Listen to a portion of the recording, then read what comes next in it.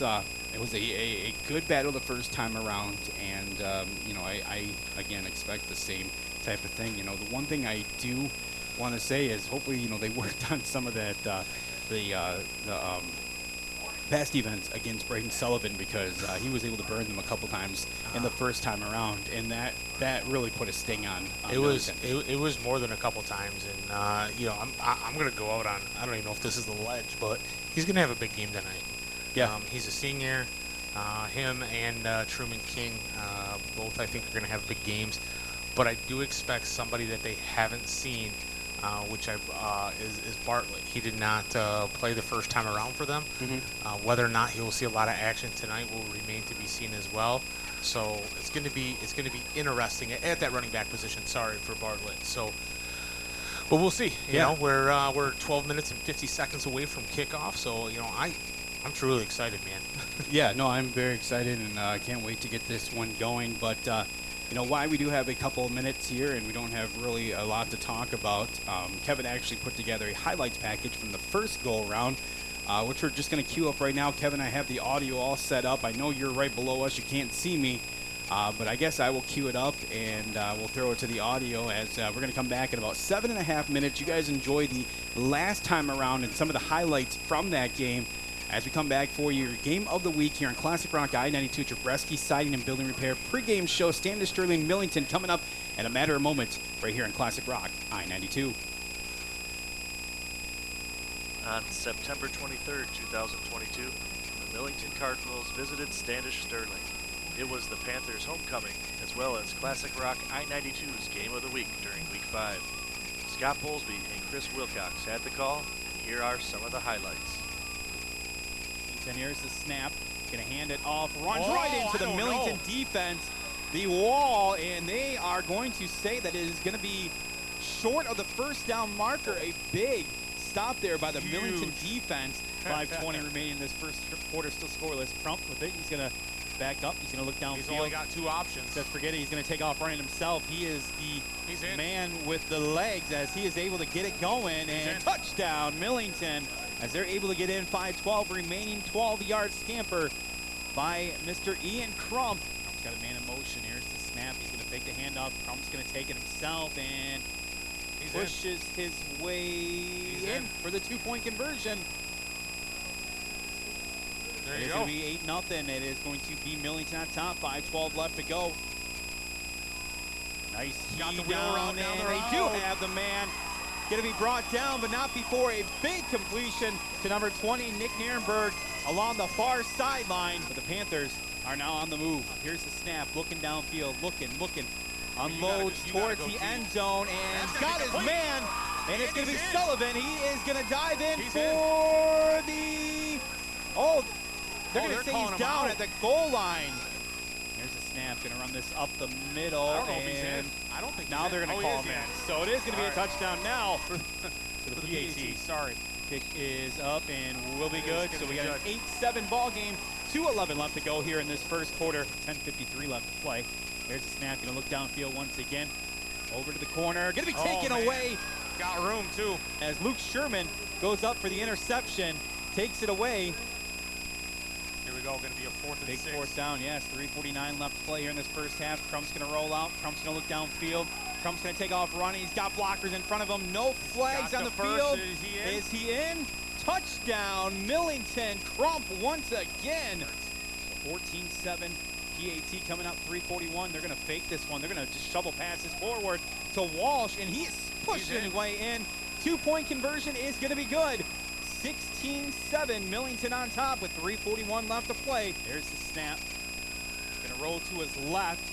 Still on his feet, King. Going to look to the end zone, thrown up and take it in for the touchdown.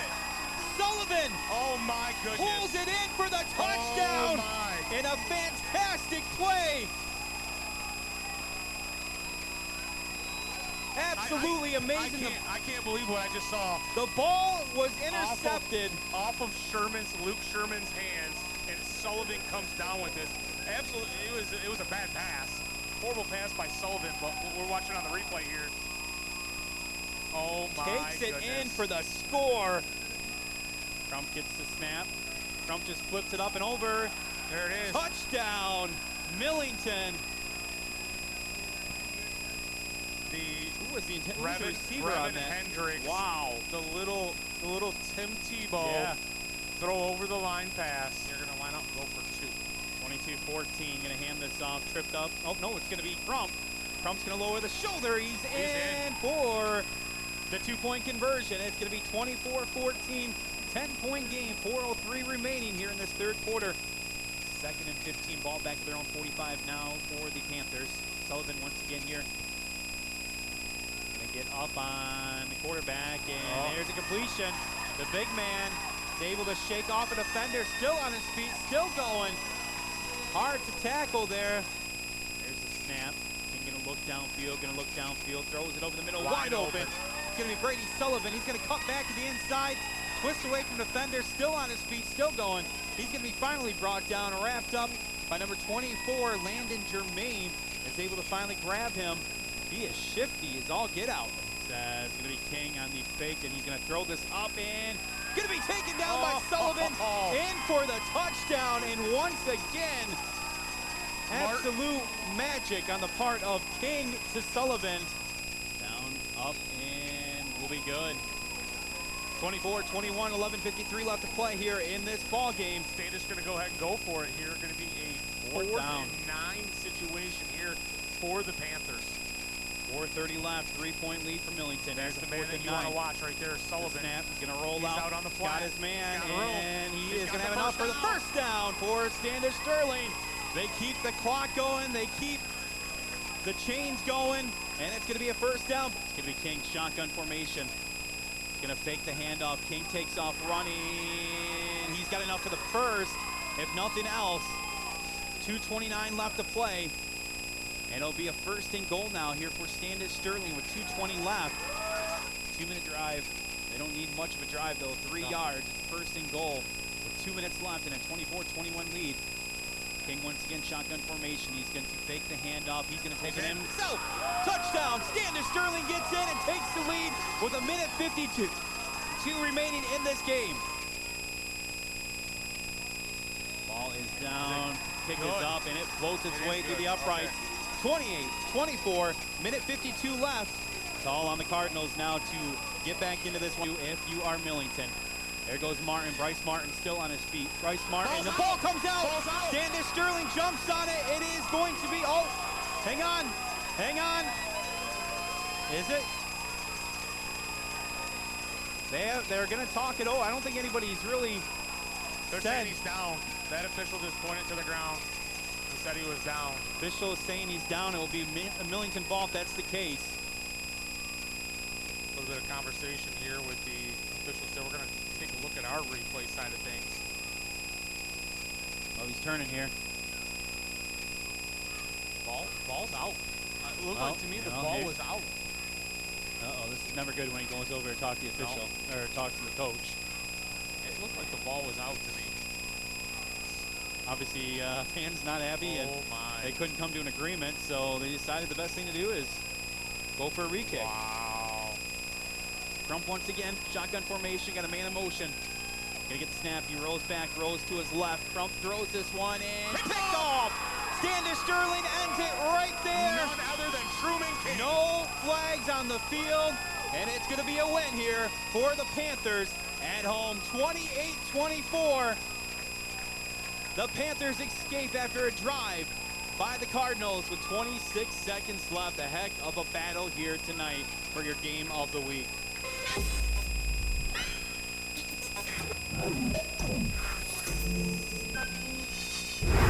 Fast, reliable, high-speed internet is now available across the thumb. Highline Internet uses fiber optic technology to deliver the best high-speed internet experience to unserved and underserved rural communities. Highline Internet ensures that no matter where you live, everyone can have fast, reliable internet. Make the switch and get the thumb's best internet service with new fiber optic technology. They're fast.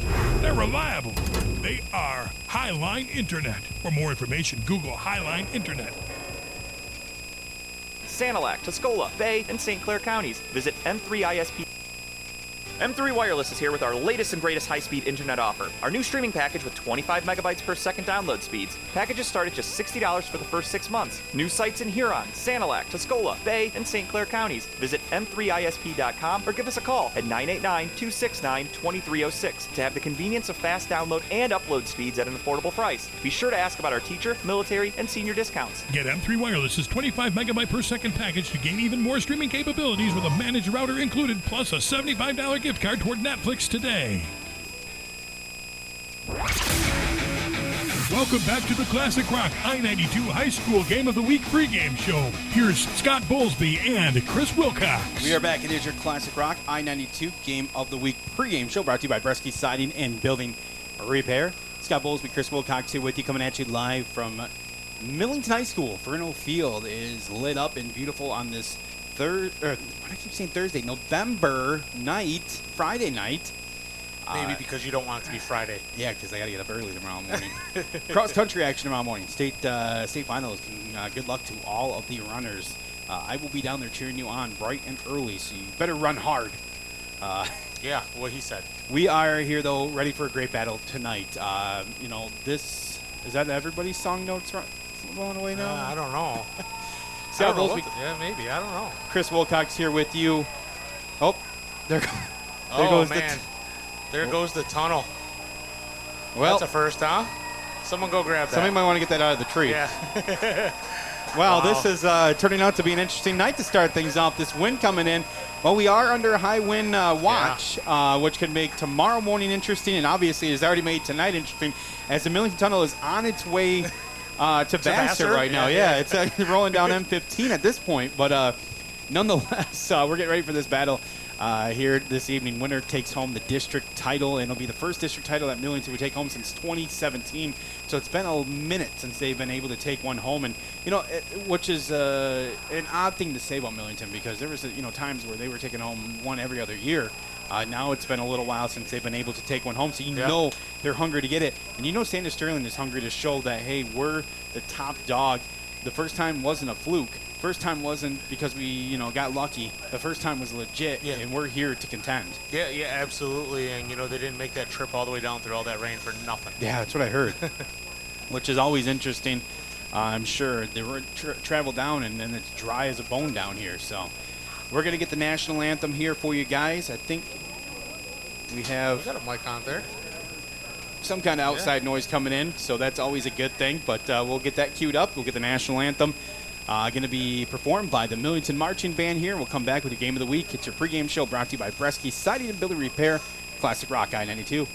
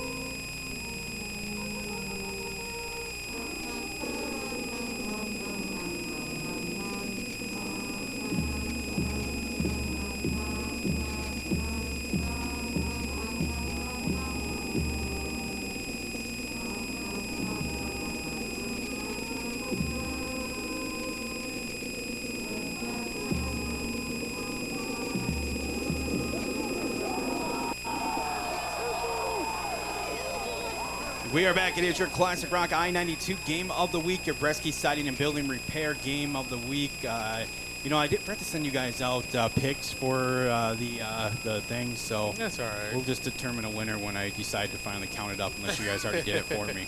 But nonetheless, big game coming up here right in front of us, and Millington going to be receiving. The ball is going to be kicked with the win. So yeah, this could be very interesting. Where are we at here? Number 8, I believe it was. Anderson Bartlett was out there just booming them earlier, actually kicking field goals from the 40-yard line.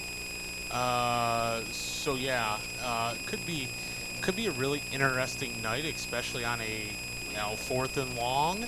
And if you're heading to the north, going from south to north on the field, and you got the wind with you, I mean, that flag's stiff. It is sticking straight out, and we are ready for some football here in Millington. I want to give a shout out to John Cook, as always, out here shooting photos for us this evening. Ben Miller out there at Miller Sports Time. We also have Jason Clauden out there, TV stations galore. I actually think I see Jeremy Furman along the sideline, who unfortunately his North Branch Broncos bowed out early last week. So out here to that's what your football junkie is, when you go to other games when you have no teams left or when your team is out. So Bryce Martin and Luke Sherman back deep here for the Cardinals. Teeing this one up is going to be number 8, Anderson Bartlett, for the Panthers. He was the one earlier that was just letting them fly. So I'm just going to say expect a touchback. Yeah, expect a touchback. Definitely a very safe bet at this point, as he's got it teed up. Surprised the wind hasn't blown it off yet. There he goes, approaching it. There's the kick. It's going to be a line drive kick. It's going to take a bounce. It's right into the hands at about the 10-yard line. Going to take it to the outside. Still on his feet, number 15. That is Bryce Martin. Still going. He's up towards the 40-yard line. There's a flag. Going to be down on that. We'll see who that is going to be called against. Imagine it's going to be a late hit. We will find out who that is going to be called against. But as of right now, it's going to be a 1st and 10 for the Cardinals at their own 39-yard line after that return from Bryce Martin. 34-yard return right there, and it's going to depend on what's going to happen here with this flag. Should be an interesting call. They're going to hold them up. I didn't see anything unless it is going to be a face mask. Face mask. I was just saying, I didn't see anything unless it was a face mask or a horse collar. Oh. And that is going to be an extra 15 yards to start. No, they're going to give him 5. 5, okay. 5 all right, on that there one, we go. yeah. Okay, so. Unintentional. Yeah, it must have been unintentional. How do they know it's not? I don't know. Yeah, right? Not saying that Standish was doing it intentionally, but. So 44-yard line. Yeah. Millington going to take on over. I got to see how these stat things go. I am not running stats tonight. Oh, Christian said that he's doing it. So I forgot to check that out. Hopefully we'll connected, because if not, then we're going to have an interesting time. And going to be a flag right away. Wow. So that is going to be, I believe, offsides against the Panthers. That's what it looks like it's going to be. Waiting for the call here from the official, and it is going to be offsides against the Panthers. So an additional 5 yards. So 10 free yards they've already given here to Millington, and that's not something you want to do, especially at home for the Cardinals, as they're just giving them away free points right now. And well, I don't see it working yet here, Chris. It just started. Oh, it did. Okay, yeah, all right. Just so like that. Wow, isn't that? Oh, look at that. There it is. All right. Oh, fantastic. All right. So we got there we go. So we got an encroachment against the Oh, defense, you're and I gonna think back now we're going to get yourself up. false start now here on the far side of the line there. Noah Hawks took a jump, and that'll be a false start now here against the Cardinals. All right, so we have yet to have our first offensive play of the game. Well, now we have moved the ball 5 yards, and then back 5 yards. So if you got 3 penalties to start everything off. Is that do they get net yards for that? Or? No. Okay. So again, we're going to try this once again, as it's going to be Crump. Got one man in the backfield with him. Got 3 receivers split to the left. Got one to the right. And that's here going to be on Millington. Another flag. That's going to be on Millington. Dead ball. Looking for a number. There's going to be against the Cardinals, as Chris said. So we're right back to where we started from. Originally. There we go. Let's figure this out. Ball don't lie? Is that what they say? Ball don't lie? So negate the encroachment, negate the face mask. We're right back at the 39-yard line of the Cardinals. A 1st and 10 coming up. Got 3 receivers split to the left, stacked up. We got 1 to the right here on the near sideline, waiting for the first snap. There it is. Going to be a fake handoff. Going to pass this out. Nice pass to the flat over to Matuzik. Matuzik going to try to turn upfield. Matuzik is able to push his way up to the original line of scrimmage. It'll be a 2nd and about 11 coming up now here. So nice. Interesting. We were 11 seconds in, and we had 4 penalties. It just kept going and going, but a nice pass play there to Matuzik. About a 4-yard pickup. It'll bring up now a 2nd and 11. 2 receivers to the far side, got 2 to the right side. Got a man in motion coming towards us here. Going to be a fake handoff. Crump's going to hold on to this one. Crump's going to stand on his feet. He's room. Still He's got going. a lot of room. Crump is over the first down marker. He's up over into Standish-Sterling territory before he's ridden out of bounds by number 5 for the Panthers. Cody Bartlett riding him out of bounds there, but nice job by the offensive lineman to stay on their blocks and Ian Crump to pick his way through that traffic.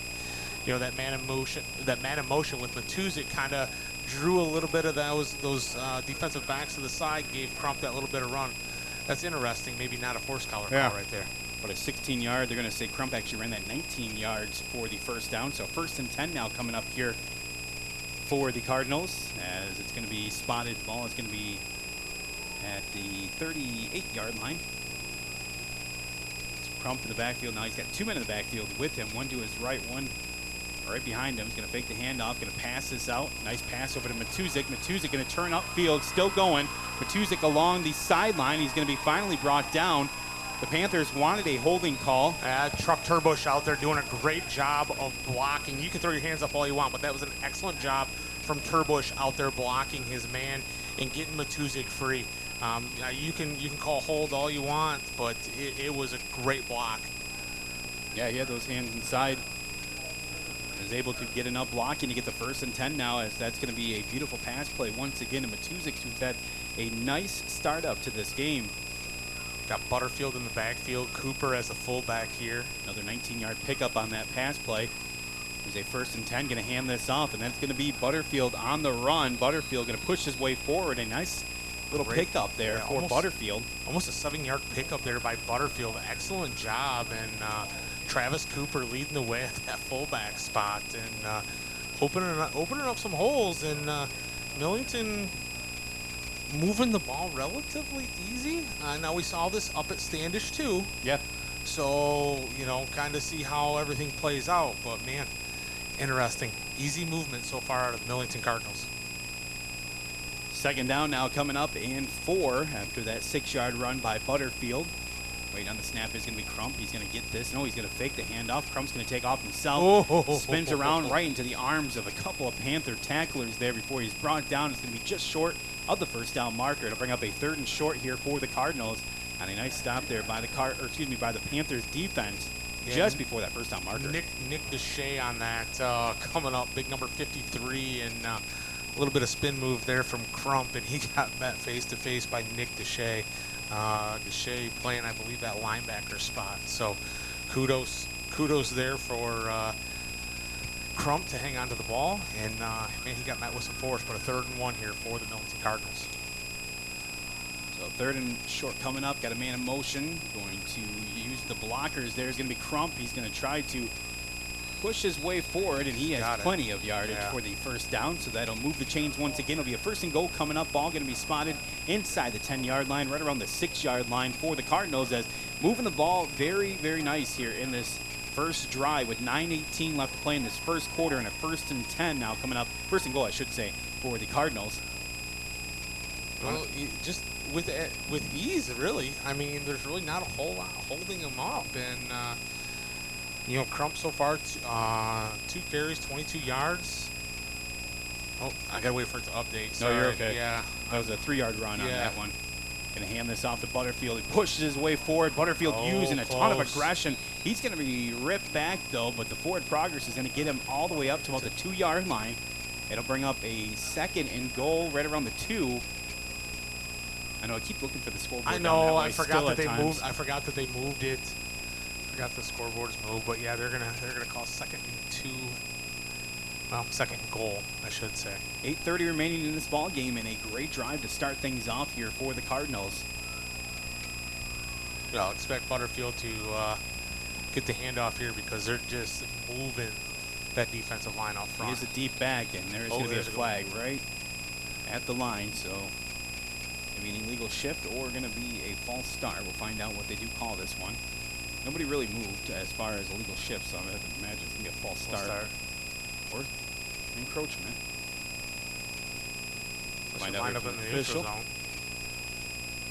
And lined up in... Oh. What? So he lined up in... Yeah. Okay. Yep. So that'll bring them back. So now it'll bring up a 2nd and goal. Ball going to be spotted back at about the 7-yard line now. So that'll push them back. Want to thank our pregame sponsor once again, Bresky Siding and Building Repair. Roofing, remodeling, and siding, residential and commercial at Bresky Siding and Building Repair. Fans wrapped all the way around on that north side. Got a couple little gaps on over there, but they came out strong. Braving the weather. Absolutely. Owen Butterfield. Standish travels well. They do. Butterfield in the backfield. There's the snap. Going to hand this. No, it's going to be Crump. He's going to go out to the left side. Crump pushes his way forward. We got to have a flag. And he's going to be short of the touchdown, but there is a flag on the field right in the area of holding. I think that's going to be on Matuzik is what that's going to be on. And that's tough because you don't want to shoot yourself in the foot in this situation. No. We've already seen enough flags here tonight. And it is going to be a holding call now here against the Cardinals, so that'll back them up, and they'll bring up a repeat of that 2nd down now. I like how the official just kind of kicks the flag where he needs to put it. Yeah, right there. There it is. 2nd and goal. They're going to spot it at the 4-yard line, so that'll bring them up to about the 14-yard line. So a 2nd and goal coming up all the way back at the 14-yard line now. Coach Jermaine pleading his case on the sideline. Definitely not happy. No, that's for sure. As going to try this once again. Got the deep back. It's going to be Butterfield. Right in front of him is going to be Travis Cooper. Got 2 receivers split to the left. Excuse me, that's going to be right to the left of Crump is going to be Cooper. They're going to hand this off to Butterfield. There goes Butterfield. He's cutting to the right side. Butterfield sheds a couple of tacklers in for the score. Touchdown, Cardinals. As they draw first and get the touchdown as we got confetti flying through the air. Confetti is flying everywhere, and they're going to call that a 13-yard touchdown run by Mr. Owen Butterfield off the right side, and Owen Butterfield doing work on that very first series for the Cardinals, and Cardinals end up striking first with 7:21 left, making it a 6-0 ball game. They will tee this one on up. Number, is that 42? Yeah, that's Paul Hoffer. Yep, that's going to kick this one away. I believe before or boot, I should say. It's down, kick is up, and we'll be good. And Christian said they do have a kicker, so that's always a good thing to have in your back pocket. Let's take a timeout. We're going to come back. 7-0 Millington leads district championship action. 7:21 left to go here in this first quarter. We'll come back in 30 seconds. The holiday season is here, and nobody puts more power in your holiday dollar like Marlette Chrysler during the Chrysler Black Friday sales event. If your lease is coming to an end soon, Marlette Chrysler has new leasing deals on the new Ram 1500 Bighorn and the new Jeep Compass Limited. New inventory is arriving every week, or stop by and order your new vehicle today and get more power in your dollar this holiday season. Find out why more people in the Thumb are making the switch and leasing their new truck or SUV from Marlette Chrysler, your king of the hill. Welcome back to the Classic Rock I92 High School Game of the Week. Let's get back to the action with Scott Bowlesby and Chris Wilcox. 7:21 remaining in this first quarter. It is Millington striking first with a 14-yard touchdown run from Owen Butterfield. Makes this now a 7-0 ball game, again in favor of the Cardinals. Want to give a shout out real quick. See him on the sideline. Timothy Eric, great photographer. Usually shoots in the Metro Detroit area. He's a freelancer. He does great work on Twitter. If you see him on there, his wife is actually from Millington. He had nothing going on tonight, so he's down here or up here shooting, basically for fun, or if we need any help. So hey, why not? You never know.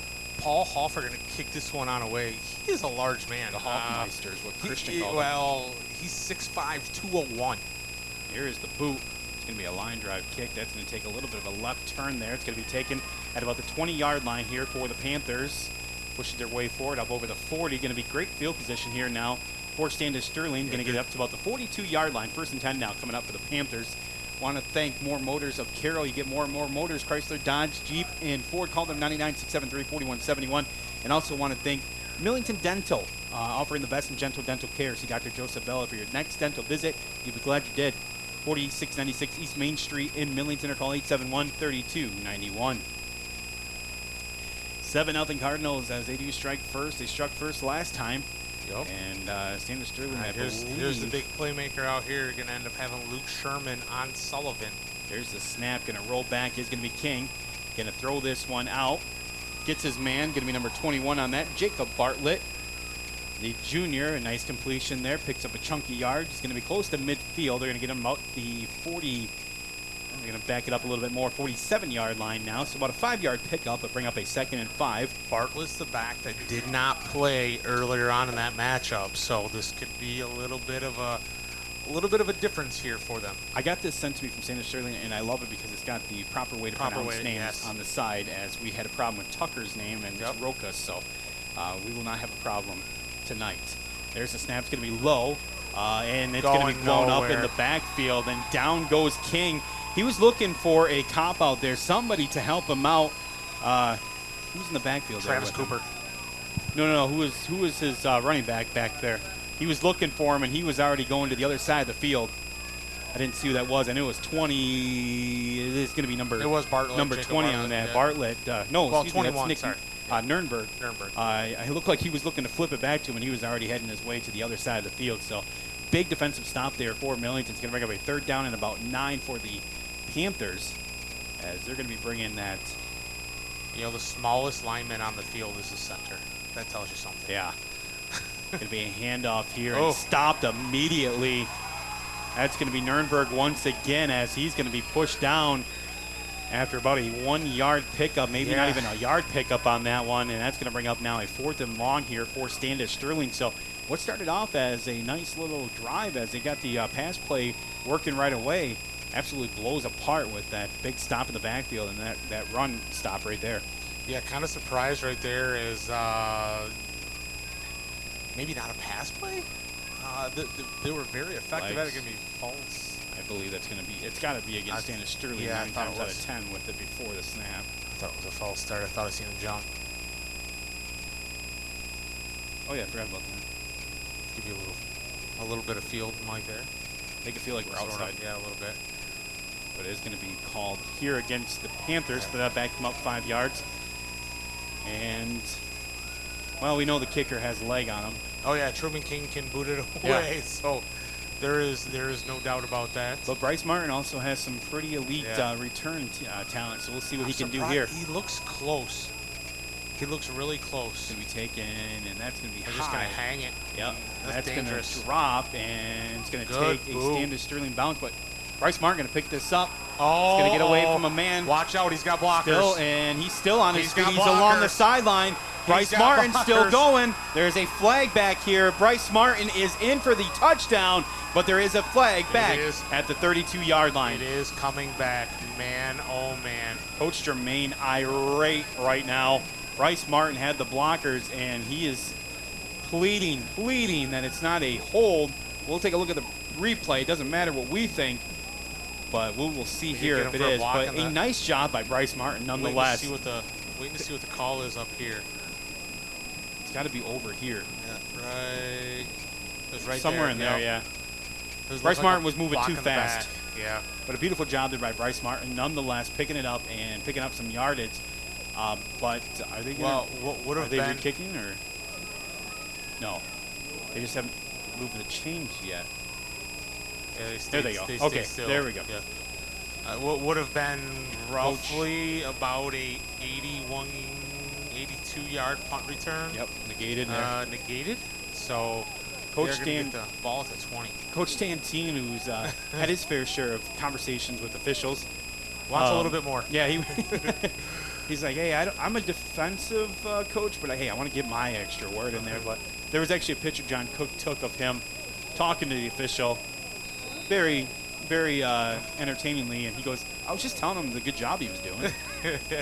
Wait on the snap here by the Cardinals. Got a 1st and 10 with 4:45 left to play. Going to hand this one off. Butterfield trying to follow those blockers. Looked at cutting back upfield, cuts to left. He is going to be brought down. That was not Butterfield. That was number 10 on it. Ian Crump, the quarterback. I apologize. Oh, there goes the balloon. Yeah, there goes. Oh, yeah, you're not going to get that back, kid. It's going to be enough for a 1st down, 11-yard pickup. Kid goes running by. He's like, oh, no, not my balloon. It's those things that distract you, I tell you. Yeah. So we got a 1st and 10 now coming up here for the Cardinals. Ball going to be spotted at about the 31-yard line now. Trying to get some of the drive plays. Here they are. All right, just so I can get some here. Going to be handed off here. Walsh going to get the carry here. He's actually not going to go far. He's going to lose a yard. It looks like he's right back at the line of scrimmage. Are they going to call him? Okay. He looks slow right there. Yeah, it didn't look like he knew where the blockers were going to go, but no. He was trying to feel that out. Hey, real quick, we do have an update. Ubley does lead in their game 7-0 over Saginaw MLS. Okay. I saw that just before we came back, 7-0 and 3 plays into the game. So it could be a long night for the Cardinals. Now, if you're traveling over, how about 14-0 now? That's going to be a real long night. Waiting on the snap, Dallas Walsh in the backfield once again. Going to fake the handoff. Crump's going to try to take off with it, but he's going to be stopped. Big man number 53 in the backfield there. That is Nick Deshay. Wrestles him to the ground. Crump not going anywhere. He is going to lose yardage on that one. Deshay, a big man there. And, they needed this after that first drive that they let up. As, Millington already has 83 yards total offense to Standish's 1. Standish needs a big defensive stand here. Needs to get out of here on this third down. 3rd and 11 now here for the Cardinals.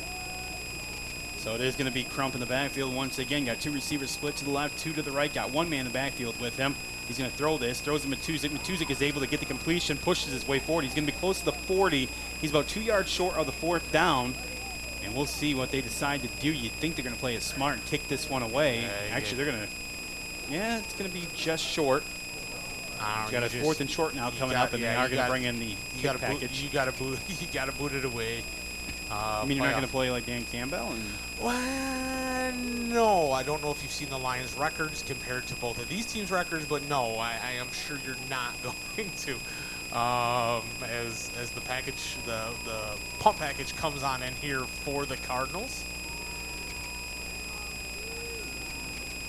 So it is going to be a punt coming up here now. Waiting on the snap, and we're going to have a timeout, I believe, called. Oh, yeah, by Millington. Yeah, it is going to be a timeout. So we'll take a 30-second timeout as well. We'll come back, and we got the punt all lined up. It's your Game of the Week Classic Rock I92. We'll be right back. A game without a crowd is just a scrimmage. A performance without an audience is just a rehearsal. Without your presence, high school sports and the performing arts aren't possible. Ensure that these essential extracurricular activities continue to enrich the lives of students in Michigan. Purchase a ticket to your local high school's game or performance. This message presented by the MHSAA and the Michigan Interscholastic Athletic Administrators Association.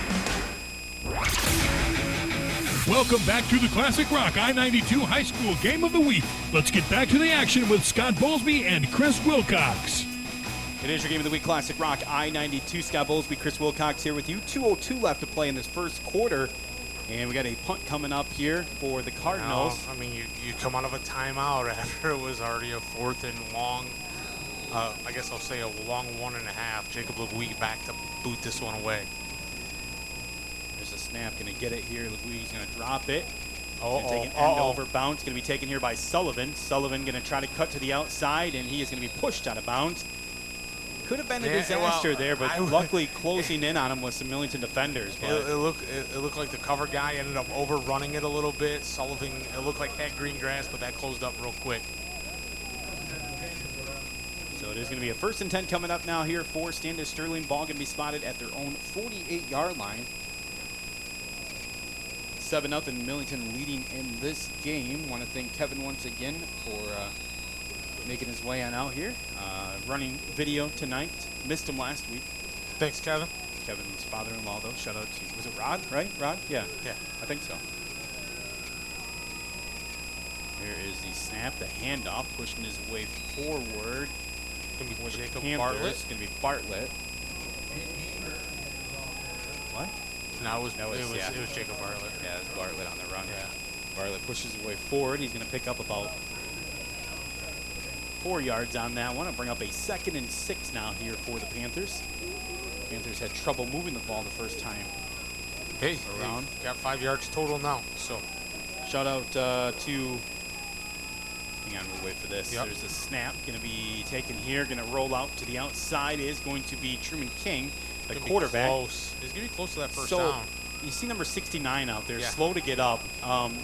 I did receive word that he did get rolled up on in the third quarter last week in Clare and did not return to the game. Okay. So maybe something to look at possibly as far as an injury potential for Standish-Sterling. He's out there playing, which is a good thing. Rodney Mitchell. You can use all the big bodies you definitely would like to use in this.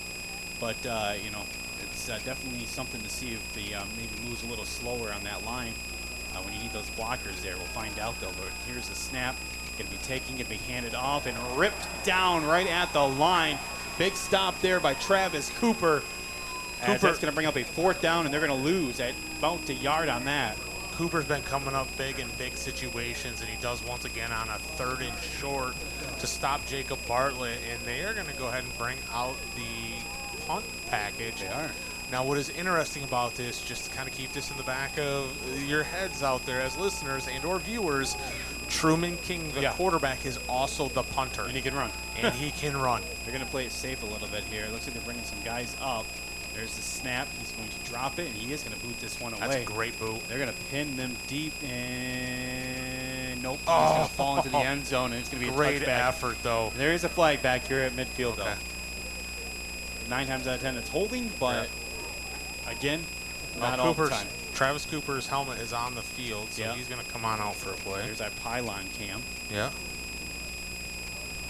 Not a true pylon cam, but I tell you what, it's not built into it. Yeah. No, Kevin's working on that. Yeah. Kevin, don't go too elaborate next time. But man, that's I like this setup already. They're already running to the other side of the field. The other side of the field. So it will be Millington ball. We're going to find out what the call is going to be regardless. Officials still chatting the it's going to be a hold. It's going to be against Standish. Yep. Yeah. So they're waiting on word from it. Well, they could reboot this, so hang on. So they could back them up.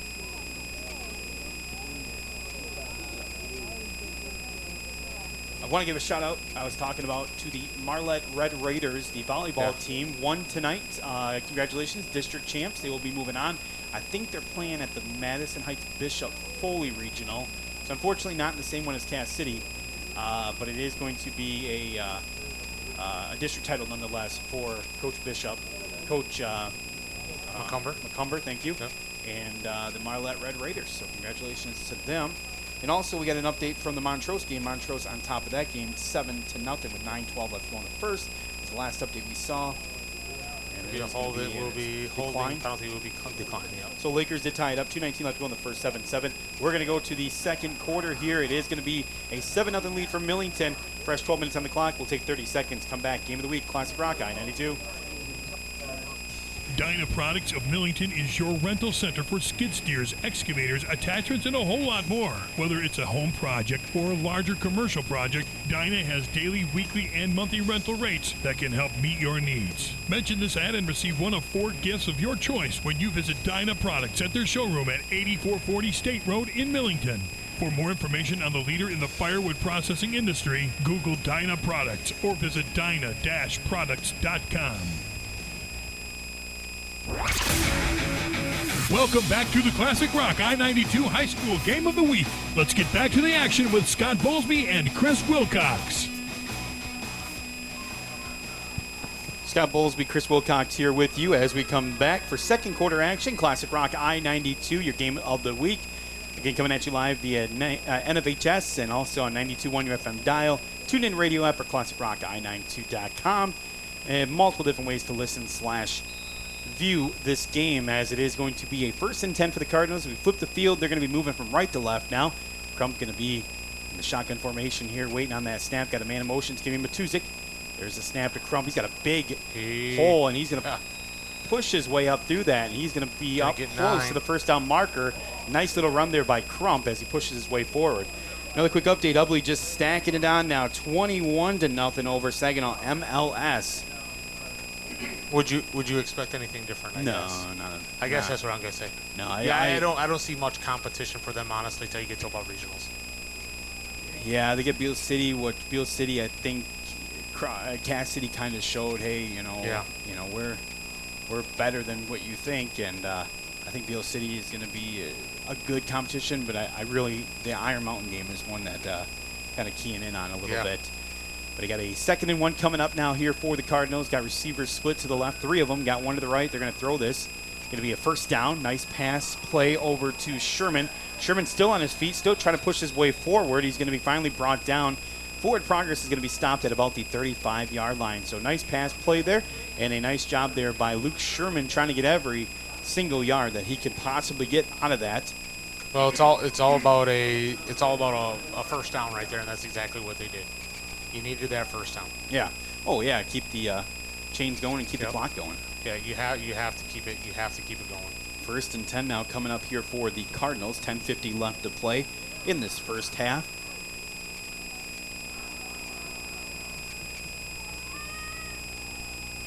Trying to see if I can get some scores from opposing brackets here is really what I'm looking for. Oh, Snap Butterfield going to be handed off to Butterfield. Butterfield going to push his way to the outside. And this is what we didn't see in the first game was the run game, and they are doing a heck of a job of it here this evening.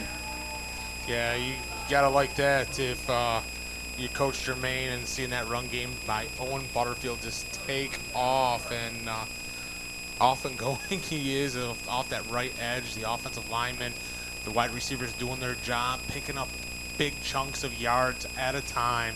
Going to bring up another first down here for the Millington Cardinals, closing in on their 50-yard line.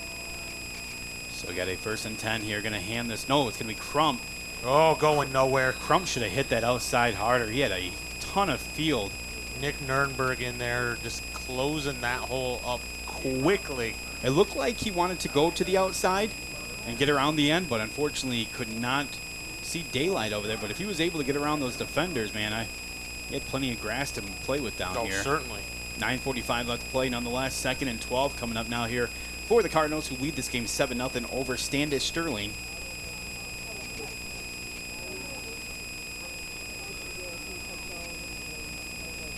So waiting here on the 2nd and 12 coming up. Waiting on the snap. There is the snap. Going to be faking the handoff. Going to throw this out. And going to be incomplete off the fingertips of Matuzik. And that could have been a bad thing for Standish-Sterling. Cody Bartlett and Truman King in that area. And that's the last thing you want is with those two ball hawks in the area. That could have been 6 the other way.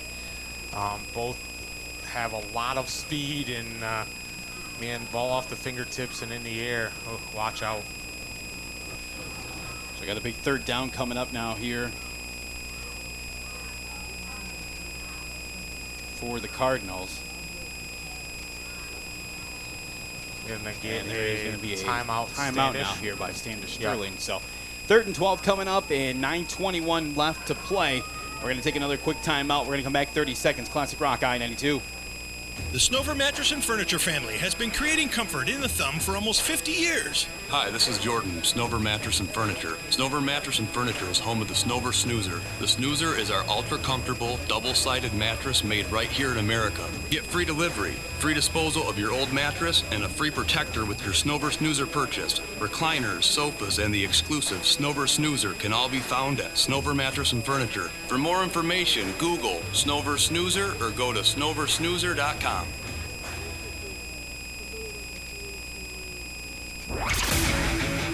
Welcome back to the Classic Rock I92 High School Game of the Week. Let's get back to the action with Scott Bowlesby and Chris Wilcox. Back here for your Classic Rock I92 Game of the Week. It is Scott Bowlesby, Chris Wilcox coming up here in a 3rd and 11 for the Cardinals. 9:21 left to play. Ball going to be spotted in Cardinal territory. It's going to be right around the 46-yard line.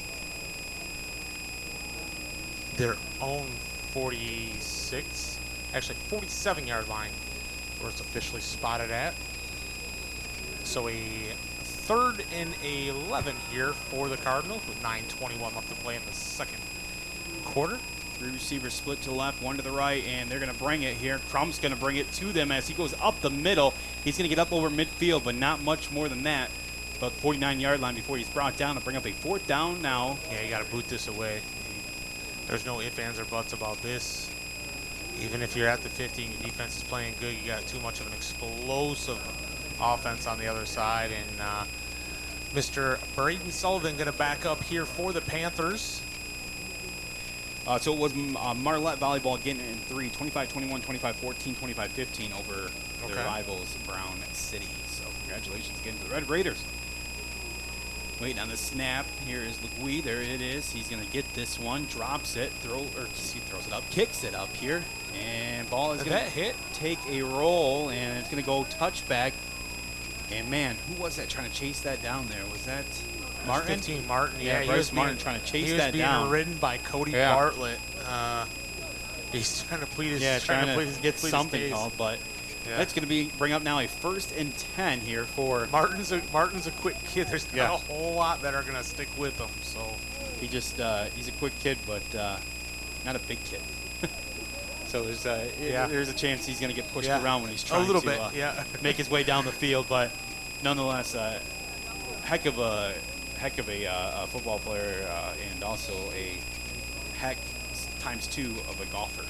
Going to end up splitting out 2 to the bottom side here. There's a snap. Going to be Truman King rolling to the right side. Pushes his way upfield, and there's going to be a flag. That might be a helmet-to-helmet right there. I don't know. He dove his way forward. It's hard to call that. I know. I absolutely agree. But you might see it here, the way the penalty flags. Oh, no, it's going to be a holding against Standish-Sterling. Oh. I felt like he's a runner, and he pushed his way forward. He dove, and I feel like you're free. I don't know. I understand what you're saying, though, for sure. Nonetheless, it's going to be a hold. We'll see here. Just here on the replay. I mean, I've seen it called for less. That's for sure. Yeah, right there. Yeah. You got to make sure everybody's safe. Well, especially nowadays, the way that things are getting called. I understand it. I do, but no, it's tough. It is. Defenders hate it because you're babying the quarterbacks. And we got a 1st and 20 though coming up. Ball going to be spotted at the 10-yard line of the Panthers. So digging themselves a little bit of a hole here. We'll see if they can get out of it. There is the snap. Going to look. Going to pass this one. And Bryce Martin coming up on that just off the fingertips. Number 5 there, Cody Bartlett, who we just said on the other side, could have gotten an interception the other way, the same type of way, but Martin, when you give him 12 yards, he's going to take it to the house. That was kind of a dangerous pass. He had a lot of red jerseys out there more than he had white jerseys. It was, and the thing is Martin was behind him, so it looked like it was more off to the side than anything off of Bartlett's fingertips. So we got a 2nd and 20 now coming up. Ball going to be spotted again at the 10-yard line. 7:54 left to play here in this first half. Waiting on the snap here. It's going to be Truman King. Pistol formation. Got a man in motion. He's going to get the snap. Going to look downfield. Got a man streaking. It's going to be Sullivan. He's going to air this one out. A wobbly throw and going to be an incomplete pass. That might be offensive pass I think it is going to be offensive pass interference. And I think that's going to be against number 7, Cody Southworth, as he was riding his defender. We'll find out. Southworth was a big, intricate part of the win up at Standish-Sterling. A lot of key catches on 3rd downs and 4th downs. Wait for the call here. Coach Germain, and it is going to be a pass interference. He is going to decline that pass interference against the offense, and it will be declined. I just can't, it's been a while, Chris, since we've been to a Millington game, and we've seen that many people on the visiting side. The old Frankenmuth games, we'd come here, you'd see it a lot, the Garber games, but man, to see this in the playoffs is amazing. It is. Shout out to Standish-Sterling for traveling. I got to give his name a call out. Jay Roper is the ball boy standing over there. He's on my travel team for baseball, so I get to hear about all the Standish-Sterling stuff. Sullivan nowhere. Dallas Walsh coming up to make that big tackle. Sullivan, who was such a huge part of that first game, really has been quiet in this game. A couple of times you've seen him get targeted. You've seen, him out there, but he's not really making the noise like he did last time. And shout out to Millington's defense. Martin is all over him currently, and he is the one that's been toe-to-toe with him for the most part. So still just a 7-0 game in favor of Millington with 7:14 left to play in this first half. And a 4th and 20. Here comes the boot. That's a tough one to boot away. Not a great one. That's going to take a bounce from Millington. Going to go out of bounds, and that's going to be a 1st and 10. Cardinals going to take over at about Standish's 28-yard line. So it will be Millington ball. We're going to stay right here with you. I want to thank Men of Many Trades, dedicated to making your life easier, offering lawn maintenance, local moving, snow removal, painting, power washing, and home improvements. Call 99-670-6899 or visit menofmanytrades.com. Also want to thank right down the road, Central ShopRite of Vassar, your local grocery store, located at 500 Goodrich Street. Serving the basket community for over 75 years. Visit centralshoprite.com. 7:05 left to play, and Millington, great field position to start this drive on. Well, the great field position here is they'll take over at the 28-yard line of Standish. Here's the snap, going to flip this one back. Oh, no, Butterfield's going to ball's on the drop ground. it. Ball is on the ground. I There don't is know a if scrum for it. I think Millington got it back. He did get it back. By the fate of Ooh, man. whatever you believe in. Yeah. He was able to get that back. It's just, like we said, great field position. Things were working in their favor, and then something like that happened. So that's going to be a big loss, though, nonetheless. It'll bring up- Six-yard loss on that play. Going to bring up a 2nd and 16 now for the Cardinals. Man, was just off of Butterfield's fingers. Butterfingers. Ooh, you said it, not me. Oh, it's Butter. It was right there. The joke's okay, laying all right there in front of you. Nonetheless, 2nd and 16, Ithaca, 6:20 left to not play. Ithaca, my apologies. New Lothrop on top of Puamo, Westphalia, 8-0. That's just an Heavyweight battle interesting. there. That's an interesting matchup. Snap, Crump rolls back. He's going to throw this over Whoa. and just throws it away. Had a man out there in the flats, but Sherman Sherman out there was but nowhere wasn't- near where that ball was. No. So they'll bring up a 3rd down and 16. So just as things look great on this drive, this Standish-Sterling defense steps up in a big way. Yeah, this will be. I would assume this is 4th down territory, no matter what. 2 plays, right? Yeah. You want to pick up at least half here, and then you got 4th down, especially where they're at. The way the defense has been playing here for Millington, this should be 4th down territory all day long. Oh, absolutely. Yeah, you'd have to think so. Especially they can pick up some yards right here on a 3rd and 16 coming up. There's a snap. Crump is going to throw Oh, this. is that screen? Little screen pass. Nobody there to block, but nonetheless, it's going to be a nice run there by Matuzik, as Matuzik's able to pick up those yards by himself. He is up over the 25, close to the 24 before he is finally pushed out of bounds. So they did get some of those yards back in a big way, so it'll bring up a 4th and much more manageable, and you'd have to think. They just set this play up for later on, and they could have set it up for right now on 4th down. Sliding Owen Butterfield out to the other side. Nobody went with him. No one at all. So maybe watch for the same play design once again, but to the backside here of Owen Butterfield now, having Crump roll to that right and throwing back over to Butterfield because there was no one following. So we got a 4th down and 6 coming up with 5:20 left to play in this first half, and see if they're gonna try to hard snap, and they did not draw them off. So it is still gonna be a 4th and 6 coming up now here for the Cardinals. We'll see if they stick with the opportunity. I want to remind everybody the broadcast of today's game is copyright presentation of the Michigan High School Athletic Association and 92.1 WIDL. No reproduction, retransmission, or other distribution of the descriptions or accounts of this game may take place without the express written consent of the MHSAA and 92.1 WIDL. Especially from Chris and I. You got to get the okay from both of us. That's right, both of us. So you better text both of us. That's just the way it is. 4th and 6 coming up here in the second quarter. 5:14 left to play. I'm trying to see. I don't know. I checked online. Didn't really see it. That Reed City Muskegon Catholic. I was wondering if it was being played tonight. Didn't see anything online. It would be very interesting. Here's one for you. Midland runs in a TD. Now leads Waterford Mott 21-13 with 10:10 left in the second quarter. So Midland doing a little bit of damage there. Oh, that was the MLS getting on the scoreboard over there in Ubley, 21-7. Doing what a lot of teams aren't able to do against Ubley. End of 1, it's Montrose all knotted up with Lakers 7-7. Okay.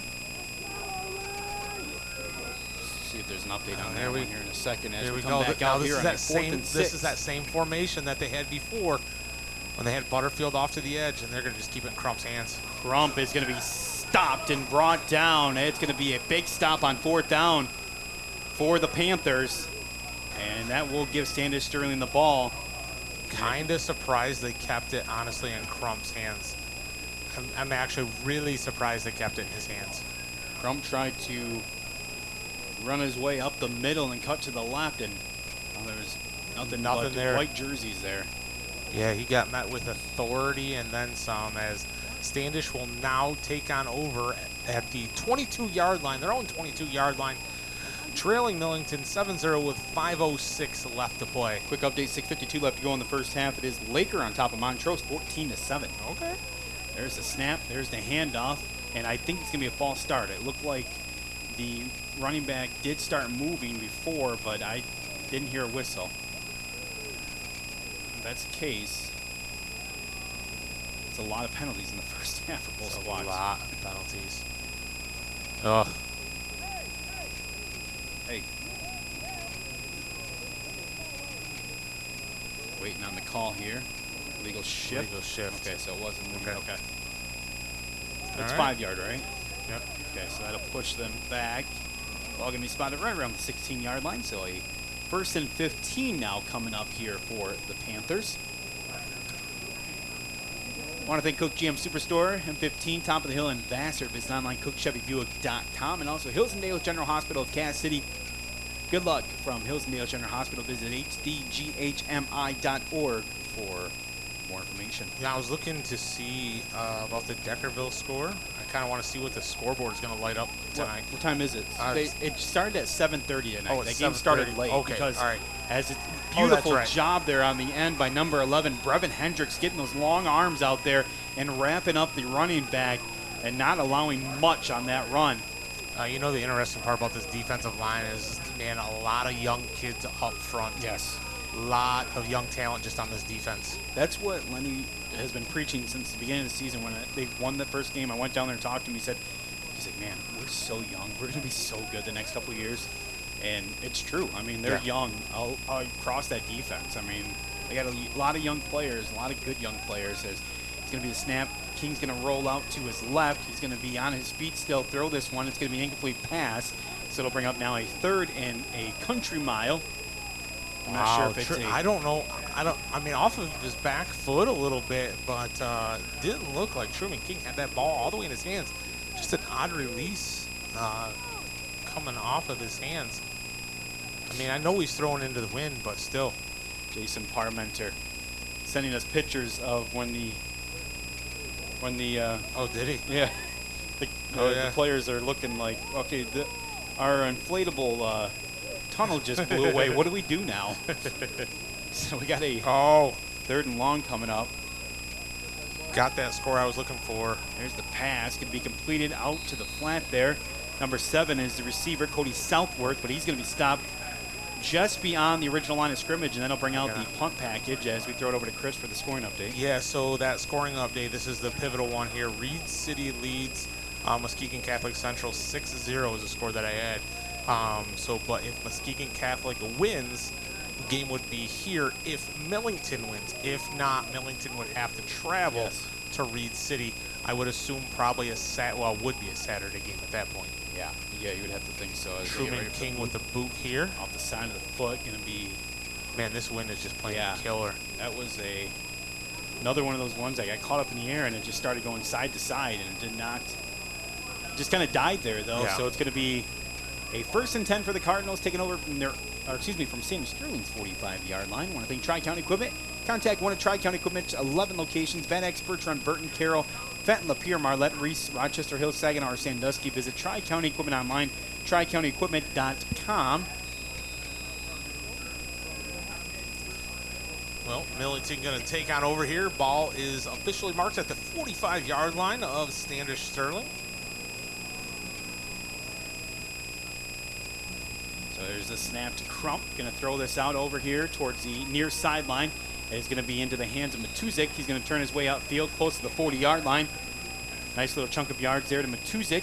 3:55 left to play and a 2nd down coming up in about 5 here for the Cardinals.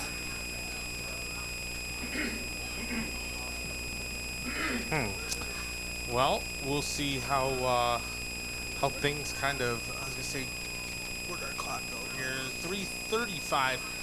There it is, 3:30. Kevin took it away from us. Ah, that's all right. Yeah, he hit the replay. Crump going under center here. Now Turn around Standish gets the ball again. Butterfield is going to be stopped. Yeah. He's actually going to lose a... If Standish can make a big yard? stand here, they get the ball at half, or coming out of half. So, you know, to even keep them, I'm going to say relatively in the ball. it just doesn't look like there's a lot of energy. They don't look like they did last time. No. I mean, obviously that game was at home. Yeah. It was homecoming. I mean, I understand the bus ride can take a little bit out of you. They look flat. They look flat. Yeah. Yeah. I mean, on the snap is going to be Crump, got a man in motion. It's going to be Matuzik. Crump's going to get it, rolls out to his right, looking downfield. Matuzik just floats this one up, and just off the fingertips. Number 2. Hang on, you got a penalty flag back here, and this might be on Truman King. Or no, not Truman King. My apologies. This guy just hit the wall. I know. I'm afraid. Maybe it is Truman. It is Truman King that was deep down here, about the 9-yard line. Think there's going to be a hold call? It looked like pass interference. Well, the intended receiver, I didn't see who the intended receiver was, but I know Brody Sullivan was the man that went up to try to intercept that, and it just went off his fingertips. So we're going to find out here what this call is going to be. Officials talking it over. Braden Sullivan trying to say, it's going to be a hold. It's going to be a hold against Standish-Sterling. Yeah. They're trying to get a tip call, but I don't think it got tipped. Unless it happened before the pass. Oh, we'll find out right here. I don't think it got tipped at all. Well, he faked us all out. Yeah. So it is going to be against Standish-Sterling, so that'll be 10 yards. It's not an automatic first, no. There it is. It's going to be a first down. So it's going to move it up past the 35. And that guy's fist is going to come through the wall next time, I have a feeling. Just when it does, I'm frightened, man. Just grab it. Bring him back in. Bring him in here with us. Bring him in over here with us. Hey, thanks. We needed a better view of the scoreboard. So we got a 1st and 10 now coming up here for Millington. Ball going to be spotted at about the 32-yard line. Crump going to be going under center. Got 2 receivers split to the left. Is that an eye or offset eye? I couldn't see what that was. Nonetheless, going to hand it off to the offset. Lead runner there, Aaron Gross. Gross is going to push his way forward up over the 30. Gross going to be brought down about the 29-yard line. He'll bring up a 2nd down now here for the Cardinals. Shout out to Tom Gilchrist listening in. Said we sound good on the TuneIn Radio app. At least it makes us sound good, because we can't do it ourselves. So that Reed City Catholic Central is a halftime score. 6-0 at half? 6-0 at half. Wow. Interesting. 2nd down coming up here. Waiting on the snap is going to be Crump. Crump gets it, going to throw this over just off the fingertips once again. And Matuzik going to come up empty-handed on that. He'll bring up a 3rd down now. Standish did a great job the first time around when Millington got the ball down here off of a horrible punt and just kind of stunned them a little bit. The defense just came at them, and defense is doing the same thing. So kudos to the Standish-Sterling defense. But man, this defense is taking a beating right now. As it's going to be a 3rd and roughly about 7. So Franklin was up 21-0 in their game over Swan Valley. No real surprise there. I haven't been looking for a score because I have a feeling that's what it was going to be, is ugly. So we got a 3rd down now coming up here for the Cardinals. Ball going to be snapped. It's going to be Crump. Throws it over the middle. Incomplete off the fingertips again. Intended receiver on that, Brevin Hendricks. And Hendricks, those are scary because they go off the fingertips, and you got plenty of white jerseys around there to take that away, but you're in 4-down territory right now.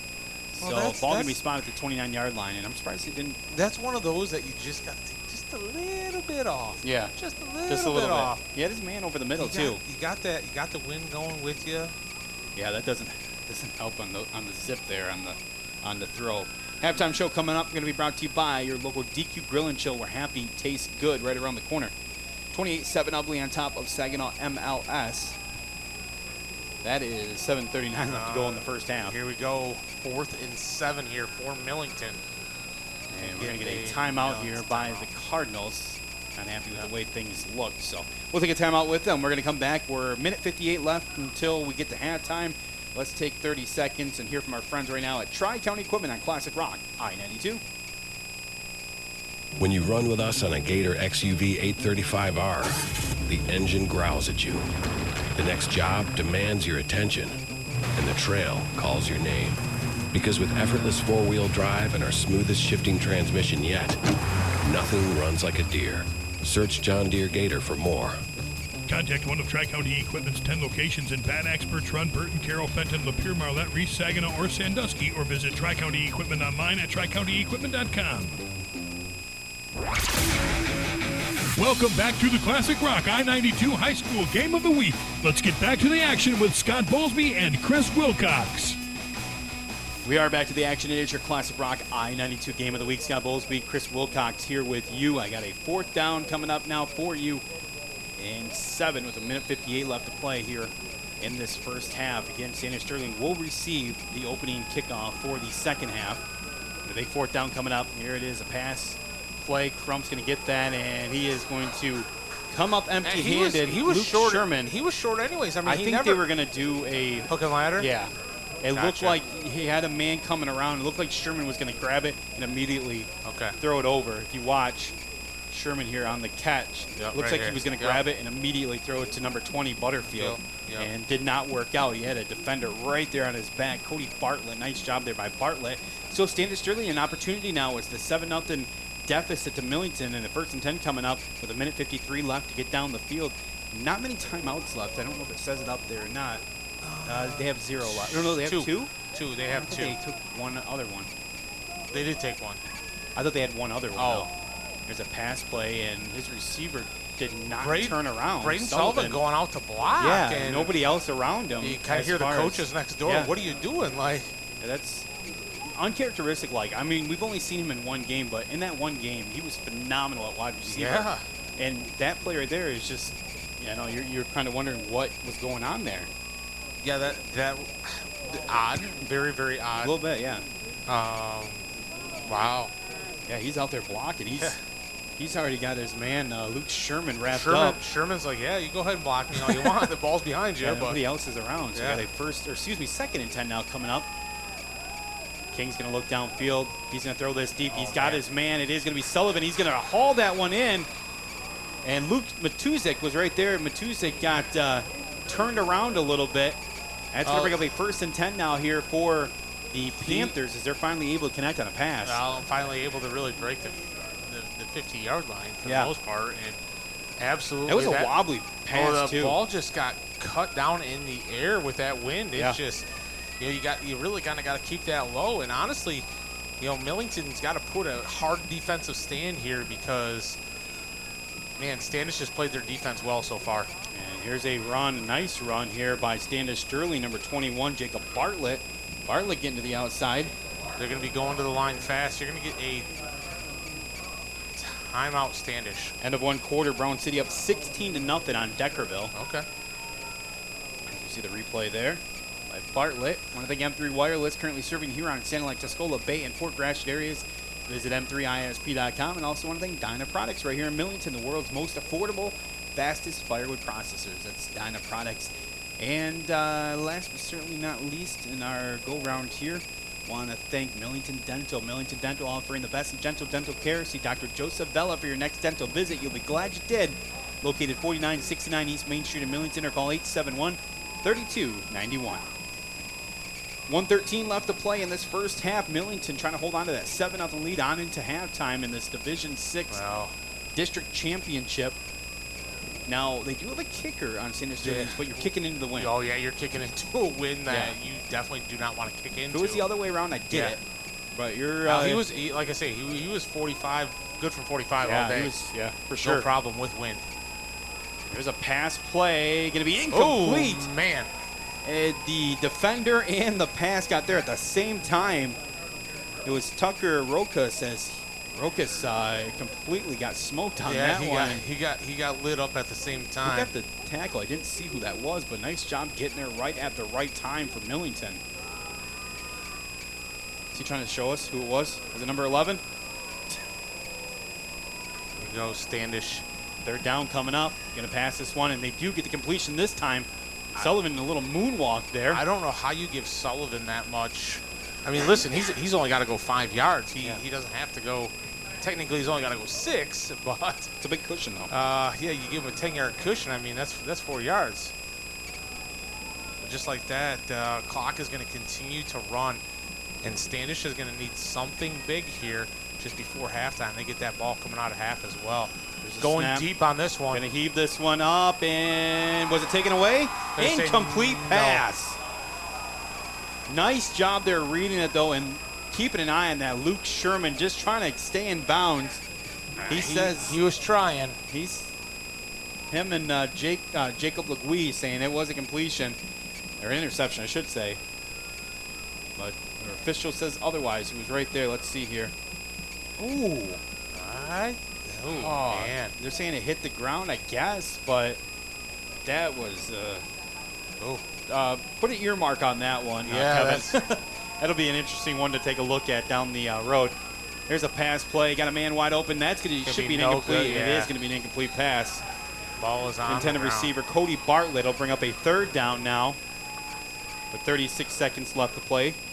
You're starting to feel the effects now of game one. Yeah. You know, you're getting Standish, this offense starting to drive a little bit. Kind of did the same thing in game one, right? Yeah. But more of a stalemate than anything tonight so far. Shout out to everybody over in Hazel Hill as well. I'm not sure if anybody's listening to us, but plenty of cars over there. Cool feature here at Millington. There's a pass play, and going to be high, but going to be hauled down enough here. For the first down? It'll be a first down. We'll see who that was. Number 5, it's going to be Bartlett on the completion. But, man, they have too much cushion out there. I'm telling you, they're pushing this ball downfield, and why not? They got a long ways to go with 29 seconds, so, and now out of timeouts. Yep. So that's going to be one thing to take a look at is 29.8 seconds left. No timeouts left, but a 1st and 10 now coming up here for the Panthers. Well, Coach Marty Malcolm, I'm sure, going to draw up a couple plays over there, so that way, listen, are we gonna take our shot now, or are we gonna try it in 2, right? Yeah. Try to get 5-6 yards and then hit this right to the end zone. Who knows what's being talked about over there if they're just going to try going for it all at one. You got 4 shots from here anyways, and we know Truman King's got the arm to do it. Even in this win, unfortunately, those passes have not looked good at all once they've gotten in the air. No, yeah, the win has definitely been taken. I don't want to say the wind out of the sails, but it's definitely taken it down as we got 29 seconds. You're going to probably see some more passing plays coming out of the Standish-Sterling. They haven't been able to move the ball well in the run game, but the pass game has been able to pick up a big chunk of yards on this drive. So we'll see if they can continue to do so here. With a 1st and 10 coming up, ball spotted at about the 25-yard line, 23. Yep. And almost in the backfield. Going to throw this one incomplete, sails over the head of everybody, and almost taken down the backfield was King, which would have been detrimental to their drive here. But 22.8 seconds left and a 2nd and 10 coming up. It's not a bad idea to take a shot at the end zone. You got 4 downs to work with. You got 3 shots to take you here. Why not, right? I mean, you might as well take them while you can take them. So 21-14 now Laker over Montrose as they battle back and forth in that game. So 22.8 seconds left. What is that? 2nd down and 10, 22 seconds left to play here in this first half. There's the snap, looking downfield, got a man, going to be hauled in by Sullivan, and it is going to be a completion. Yeah. It looked like Sullivan took off early on that. It did. Right here. Yeah, that's a false start all day. Well, he had to come back for it nonetheless. A 1st and 10 coming up. There is the handoff here, getting to the outside. Why are they running the ball? At the ankles is going to be Brevin Hendricks coming up with a big stop. They're trying to get back to the line. 2 seconds, 1 second. There is the whistle, and we're going to halftime with a 7-0 lead in favor of the Cardinals, and that was a head scratcher. Oh my goodness.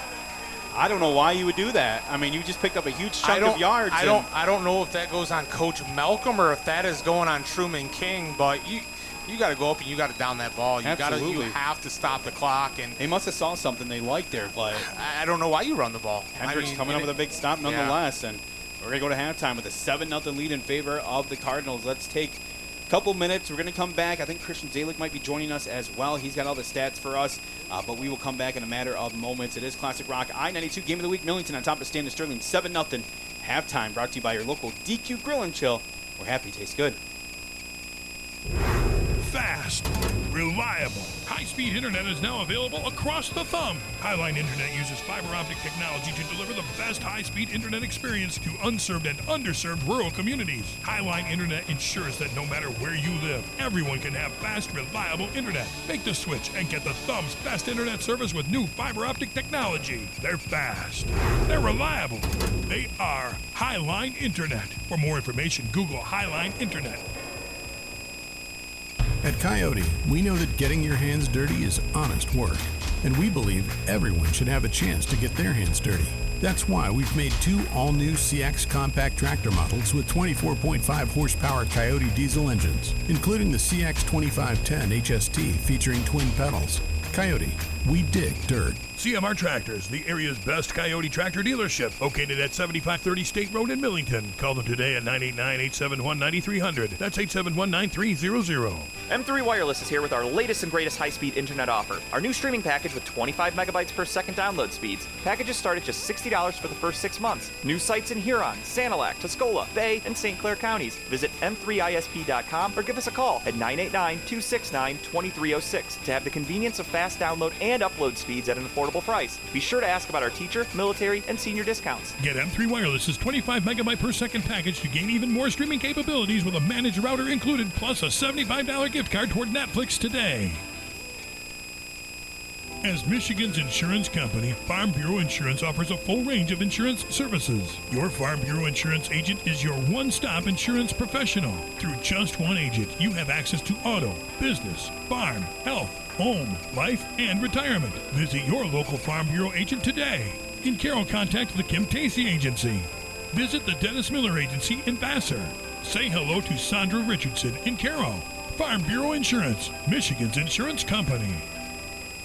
Michigan, it's time to ride. Ball Equipment is your one-stop superstore for ATVs, side-by-sides, snowmobiles, and so much more. Conveniently located in Sandusky and Richmond, shop trusted brands like Polaris, Can-Am, Skidoo, CF Moto, Honda, and Arctic Cat.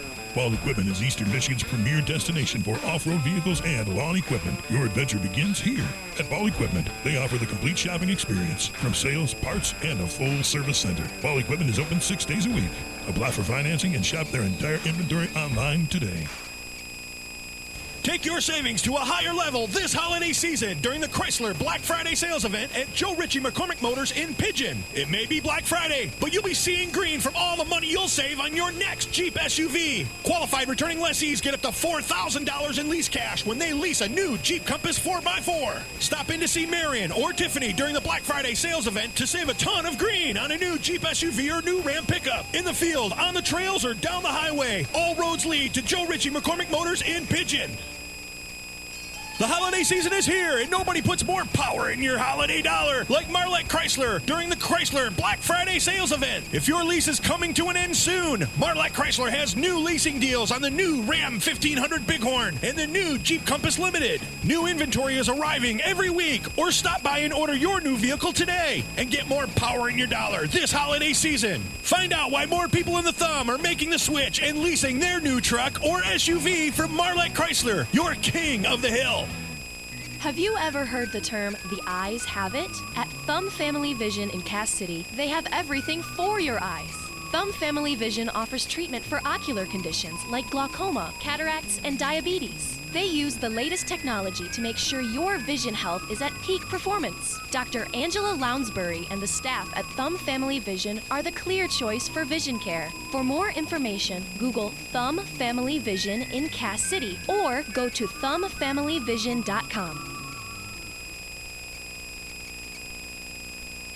The Snover Mattress and Furniture family has been creating comfort in the thumb for almost 50 years. Hi, this is Jordan, Snover Mattress and Furniture. Snover Mattress and Furniture is home of the Snover Snoozer. The Snoozer is our ultra-comfortable, double-sided mattress made right here in America. Get free delivery, free disposal of your old mattress, and a free protector with your Snover Snoozer purchase. Recliners, sofas, and the exclusive Snover Snoozer can all be found at Snover Mattress and Furniture. For more information, Google Snover Snoozer or go to snoversnoozer.com.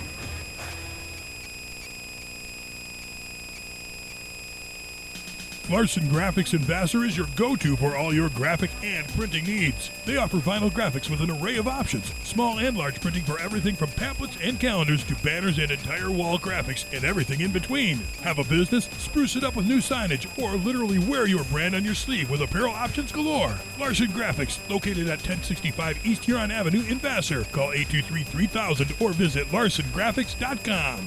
That's larsongraphics.com. Dyna Products of Millington is your rental center for skid steers, excavators, attachments, and a whole lot more. Whether it's a home project or a larger commercial project, Dyna has daily, weekly, and monthly rental rates that can help meet your needs. Mention this ad and receive one of 4 gifts of your choice when you visit Dyna Products at their showroom at 8440 State Road in Millington. For more information on the leader in the firewood processing industry, Google Dyna Products or visit dyna-products.com. Hills and Dales General Hospital is pleased to announce the opening of Hills and Dales Wound Care Center, an outpatient facility offering a comprehensive approach for patients with non-healing wounds. Patients with diabetic foot ulcers, venous ulcers, pressure ulcers, arterial ulcers, non-healing surgical wounds, traumatic wounds, infected wounds, crush injuries, and compromised flaps or grafts. At Hills and Dales Wound Care Center, they coordinate traditional and advanced techniques that are proven to reduce healing time and improve healing rates. Ask your physician to refer your wound care to the Hills and Dales Wound Care Center in Cass City. Visit hillsanddales.com today for more information. That's hillsanddales.com or call 989-912-6510. Hills and Dales General Hospital. Building on traditions, a vision for the future. A game without a crowd is just a scrimmage. A performance without an audience is just a rehearsal. Without your presence, high school sports and the performing arts aren't possible. Ensure that these essential extracurricular activities continue to enrich the lives of students in Michigan. Purchase a ticket to your local high school's game or performance. This message presented by the MHSAA and the Michigan Interscholastic Athletic Administrators Association.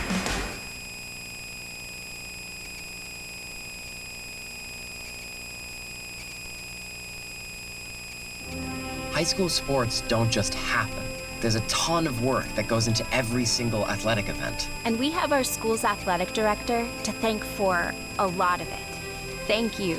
For scheduling officials, so I can always play the game I love. For ordering quality athletic equipment, so I can stay safe on the field. For mentoring my coaches, so they can be the best role models for me. For coordinating transportation, so I can get focused for the big game. For helping us develop character and learn lessons that will benefit us for the rest of our lives. Thank you to our AD for always creating a positive experience for us. We'll never forget it. From all of us at the NIAAA, thank you to every athletic administrator in Michigan for all you do to enrich the lives of your students. It does not go unnoticed.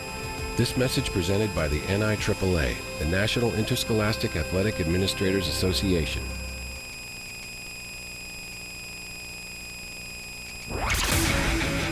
You're tuned in to the Dairy Queen halftime show on Classic Rock I92's High School Game of the Week. Dairy Queen. It's not fast food, it's fan food. Let's throw it back to Chris and Scott and wrap up the first half of action. We're back. It is your Classic Rock I92 Game of the Week halftime show brought to you by your local DQ Grill and Chill, where happy tastes good. Don't forget to check out the fall flavors right now before they are gone. It's all your local DQ Grill and Chill. Happy tastes good. Christian Zalik joining us here as we wrap up. You can't hear Christian, okay? As we wrap up the how about now? There we go. All right. First half of play here.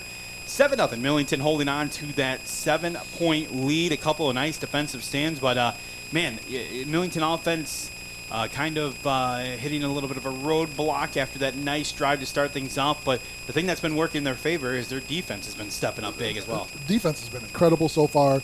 You know, Standish is a good enough team. They're going to hit a couple deep passes, and they just did that final drive down the field. But Millington's defense has been very, very good, especially against the run. Standish's run has been pretty much non-existent so far today. The thing I worry about, though, with Standish now coming back into the They're going to have the wind at their back to start this half. Millington really hasn't gotten anything of a pressure on the QB yet. No, so they it's, have not. it's one thing that kind of worries me now, but I'm sure they're talking about that down in the locker room right now. Yeah, and the one thing as we take a look at our pylon cam, Kevin again working on the way to install it in the actual pylon next time around. So let's do it. Don't give Kevin ideas. He'll come back with some kind of great setup for you. But nonetheless, it was a good battle for the first half there, and back and forth, and Millington was able to score, or able to get the points on the board. Scott Johnson coming up with a nice drive to open things up. He came into this screen. All of a sudden, Scott Johnson popped up smiling. That first drive of the game, Millington was very reminiscent, I think, of the first drive of the second half up in Standish. Yes, it was. And we just went down. Okay, we're gonna run the ball down your throat, hit some passes out in the flats. It was very reminiscent of that, and then just Standish switched some things up a little bit, started listing some different gaps, and Yeah, no, it was it was definitely a stalemate. It reminds me of the first game a little bit, but Chris and I were kind of mentioning it as there wasn't a lot of energy on the Standish-Sterling side. No. It just seemed really flat. Yes. Not like we saw the first time around. Yes, especially Bartlett. Yeah. Just seems flat. Yeah. I mean, also with that, Braden Sullivan. Mm-hmm. I mean, he was huge in that first game. I mean, he was beating Martin, down, deep. Obviously, they're throwing in the wind. Yeah. It's a big deal. But the last drive is where he caught his passes. Yeah. Yes. Besides that, he's been absolutely non-existent. Yeah. Bryce Martin's been doing a great job covering him on up. What is the time of possession, Chris? Hang on just a second here. I gotta. Oops. The last time I looked, it was almost doubled up. Yeah, time of possession. Standish-Sterling was 6:21 to Millington's 15:46. Yeah, so you wonder at one point, does that start hurting Standish? I don't, Yeah, it's not necessarily a college game where it means so much. Right, but, But when you're taking that constant beating as a defensive line. Oh, yeah, there's only so much that you can take, right? Yeah. Because you're also, a lot of these guys are also going on the offensive side of things, and hey, thanks for this too. I didn't, this is fantastic. I love it. I want to ask about a play in that second quarter, right down here. Was that an intended hook and ladder? Yes. Okay. Yes. With Butterfield coming around. Okay. Yeah. It looked like he caught it and was immediately going to let it go. He was, but he was hit at the same time he caught it. They defended that well. Oh, beautiful. Yeah. Because the linebackers blitzed and no one came out with Butterfield on the hook or ladder on that. Yeah. Yeah. It didn't work out, but that would have been a touchdown. Yeah, absolutely. Yeah, for sure. And nice job again by the defense for Millington on the rush. Did you go through stats yet? I did not. I did not touch stats, but I got quite a few of them because I love the way this is set up. This is fantastic. Digital Scout's a great thing. Yeah, Standish-Sterling has run 22 plays so far, 79 total offensive yards. Time of possession, 6 minutes and 21 seconds. 9 rushing attempts for only 10 yards. That is the surprising part for me. Yeah, that's a big stat. 7 of 13 Truman King is for 69 yards. 4 first downs for the Panthers, all those on passing yards. Unfortunately, they have 6 penalties for 50 yards. A little bit of a thorn in that side. Speaking of that, how odd was that? There was 4 penalties to start the game. Before you even get I know. Before you even get a snap. We're like 10 seconds into the game, nothing had happened yet. That was wild. For the Millington Cardinals, 28 plays for 136 offensive yards, 15 minutes and 46 seconds on the time of possession, 17 carries for 83 yards, 6 of 11 for 53 yards from Mr. Ian Crump.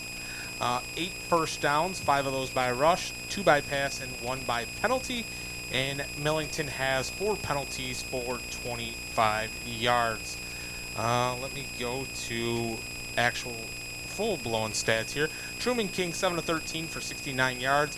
Rushing the ball, not a whole lot there for the Panthers either. Truman King, 1 carry for 5 yards. He's their leading rusher with 1 carry for 5 yards. Nick Nurnberg, 2 carries for 4 yards. Jacob Bartlett, 4 carries for 4 yards. Braden Sullivan, 2 carries for -3 yards. Receiving, though, it's Braden Sullivan, 3 receptions for 47 yards. Cody Bartlett, 2 receptions for 11 yards. Cody Southworth, 1 reception for 6 yards.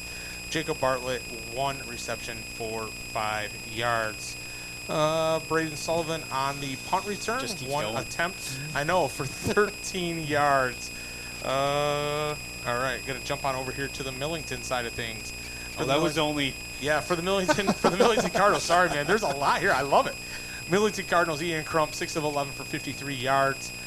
Those 53 yards, 5 of those going to Luke Matuzik, 5 receptions, 47 yards. Luke Sherman, 1 reception for 6 yards. Rushing the ball, Ian Crump, 9 carries for 48 yards.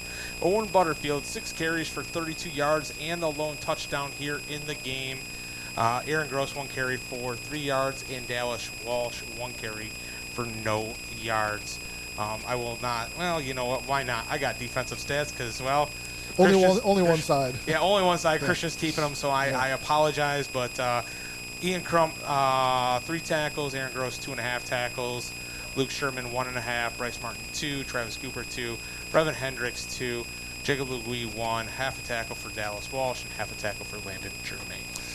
Aaron Gross having a very good first half there, Yeah. especially the first quarter. He started out really, really well, and then Standish started throwing the ball a little bit more. But watch for Aaron Gross have another good second half. You know, Christian, you had mentioned, and we unfortunately got to see one here, but we were talking about Bryce Martin and his punt returns. You stated that he's had 2 punt returns for a touchdown, but he's had 3 called back this year. Either punt returns or kickoff returns. He's had 3 called back, including this one here. So that's tough. And that one was a killer, and it was a definite penalty. We watched It was. We watched that in replay. Update here, Muskegon Catholic Central 7, Reed City 6. Ooh. So obviously an All important game that pertains to this game, as long as the outcome here is in our favor. Yes. Then Muskegon Catholic Central wins. Did you find that on Twitter? Because I'm just getting updated Yep. on it too. We'd be right back here next Saturday. Midway through the third. Muskegon Catholic Central 7, Reed City 6. There you go. There you go. This isn't looking through the Twitter. It's just funny to me because it's UP. The Menominee Negaunee District Championship takes place at 12 o'clock Central Daylight Time on Saturday. It's just funny because it's a whole different. It's not even our time zone. No, That's awesome. Exactly. Okay, I got to go. Okay, Christian. All right. Thanks a lot, Thanks, man. man. Yeah, absolutely. Christian Zalik jumping back into action here as he's going to the other side of the booth now. I want to thank him for jumping on here. It is your your halftime show brought to you by your local DQ Grill and Chill. We're happy, tastes good. Real quick, got some scores from around the area here for you. It's weird talking to myself. There we go. We'll throw that on. Laker on top of Montrose at halftime, 21-14. Frankenmuth over Swan Valley at halftime, 24-0. Ubley over MLS, 35-7 at halftime. And in the second quarter last, we heard Brown City on top of Deckerville, 22-6. Also just saw a halftime update from the Pewamo Westphalia game. New Lothrop laying at the PW, 28-0 at halftime. Interesting. Very. Well, I don't want to say interesting. Pewamo Westphalia is a little down. Yeah. Even New Lothrop's a little down. Yeah. From what we're used to, folks. From what we're used to. Second half starts with Montrose recovering an onside kick against Laker. Oh, boy. I'm going to steal this. Not this. Well, you don't have to steal This. it. You don't have to I know it's mine, but... Yeah, I was going to say it's yours. I know, but... Do you want to steal it? I realize my phone's dying. I kind of need that right now. All right, we're getting ready to start up the second half. Millington holding on to that 7-0 lead as we get the fresh 12 minutes on the clock. Again, winner goes on to take on the winner of Reed City Muskegon Catholic Central. Again, if Millington wins and Muskegon Catholic Central wins, it will be here sometime next week. If Millington wins and Reed City wins, it'll be at Reed City. Well, I'm sure either way it would be a Saturday game. Even if it was Standish that wins, I'm sure it would be a Saturday game at that point. And I know Jason from Quad N would like to see Reed City win because he is from that area and would like to go home, I'm sure. So, I think this is where you're going to see this ball not be able to stand up now. Which will... Is that the Falfazula or whatever that thing's called? Okay, the ball is up right now. Paul Hoffer going to boot this one away. Number 42 for the Millington Cardinals. Got the flashlights out over there for the student section. Oh, yeah, there you go. Getting ready to boot this one away. There is the kick. It's going to be a low kick. This one's going to pop up in the air. Going to be taken here by Standish-Sterling. Oh. Gets through the first line of defense and finally brought down there. Number 25? 6? 25. 25? Yep. Grayson LePan. Yep. Going to come up with the run back there, and it's going to be a 1st and 10 now here for Standish-Sterling as they look to even the score here on this opening drive of the second half. Ball going to be spotted at the 46-yard line. I mean, well, we talked about it, and Standish has the win with them now. So let's see what's going to happen here as Mr. Truman King has that win too. People want to call him Truman Capote, but it's Truman King. And there's going to be a handoff. They're going to get to the outside, but Brevin Hendricks introduces himself in the second half to Jacob Bartlett, who was immediately ridden down. And no gain on that one to bring up a 2nd and 10 now here for the Panthers. 11:40 left to play in this third quarter. All right, so I got to ask you, Scott, because I'm starting to lose my movies here. Truman King makes me want to think of a movie that Jim Carrey played in. Which Truman King? For some reason, I don't know why. Why? I don't know. The Truman Show. Truman Show. Yes, there you thank go. you. Yeah, that's why. All right, there we go. All right, we're good now. Sorry, folks. There's a snap going to be Bartlett off the right side on Bartlett. a jet sweep. Was that Bart? Yeah, it was Bartlett. Yeah, Cody Bartlett on that one on the jet sweep as he's going to try to push his way up the field, and barely anything on that one. Maybe a yard. They are going to give him a yard, so it'll bring up a 3rd and 9 now here for Standish-Sterling. Man, Millington's run defense has just been absolutely tough tonight. Just stout all the way around. So 3rd and 9 situation, you obviously want to pick up where Braden Sullivan is. Key on him. He's a man in motion right there. They're going to hand it off up the middle. Interesting. And nowhere on that one. Wow. Maybe another yard, but that's going to bring up a 4th down, and they are not even over midfield. Do you kick it away? Your defense has been coming up big. Yeah, you booted away. Jacob Bartlett with the carry there once again. But it's just kind of an interesting play call. I was surprised they didn't try to put it to the air with the motion of Braden Sullivan. Not the case, but Bryce Martin going to step on back deep here for the Millington Cardinals. Comes the boot. Drop. They don't want to kick this nowhere near him. Nice job, though, on the kick. We'll see it does go out of bounds where they're going to spot this about the 14-yard line. Nope. Now you got to walk it back 5. Okay, so up to about the 22-yard line, 23-yard line. 23-yard line. It'll be a 1st and 10 now here for the Cardinals as they are going to be taken over from their own 23-yard line. Real quick, this is an interesting score because Hudson last year won the Division 8 title. Yes. More than likely would have ran away with it this year. At least looked really good.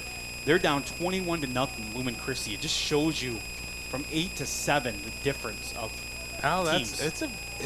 That Division 7 is stacked. Insane. Yeah, it is. I mean, you got 2 of the top teams right now playing each other with PW and New Lothrop. There's a 1st and 10 now coming up here for the Cardinals. First drive of the second half, and going to be Crump holding on to this one. Crump is able to pick up a couple yards as he is able to get. He's able to get up over the line. He's going to push his way up to about the 30 before he's finally brought down. It looked like he was going to be dropped in the backfield. Maybe no yards on that one, but he's able to turn that into about a 6-yard pickup, maybe 7-yard pickup. And it'll bring up a 2nd and 3 now here for the Cardinals. 9:45 left to play in the 3rd. Thought Hunter Strawn actually kind of had him in the backfield, but or at least had him contained, and not the case. And number 19, Gabe Morley, just missing him as well. So gonna bring up almost 7 yards. Yeah, we'll bring up 7 yards. Gonna bring up a 2nd and 3 here for the Cardinals. 9:25 remaining in this third quarter. Gonna be Crump. Pistol formation, going to get the snap, going to hand this off, finds a hole. It is going to be Butterfield. He's going to have the first down. He's up to the 40 before he's finally brought down, but a nice run there by Butterfield as he's able to find that crease and gets his way up, and they're going to move that up to about the 40-yard line. So a nice little run there. Waiting for Christian to update that because I am not going to attempt to figure out how many yards that was. I'm not that smart. I'm not a smart man, as Forrest Gump once said. Real quick, Green Devils of the Brown City variety up 30-6 on the Eagles late in the first half. Cooper scoring from 6 yards out.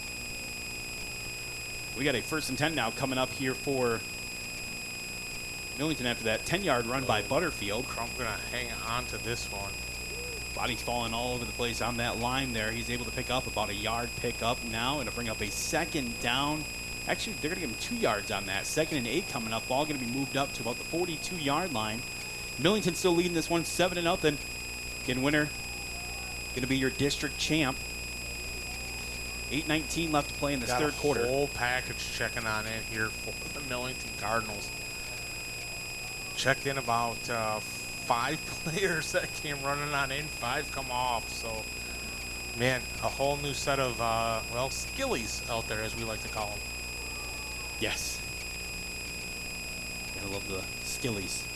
It's going to be Bryce Martin on the jet sweep. He's going to get this. Bryce Martin's going to turn it outfield. There's no call. Crump, the official lended him a hand, and Crump said, you know what, forget the hand. I want the call. And that's surprising that nothing was called there, because Crump clearly got rid of the ball, and he was knocked down. Jermaine upset, and you Obviously, can't blame him on that. I mean, you know, protect the quarterback. He's absolutely right. Bryce Martin is able to pick up 3 yards on that. It's going to bring up now a 3rd and 5.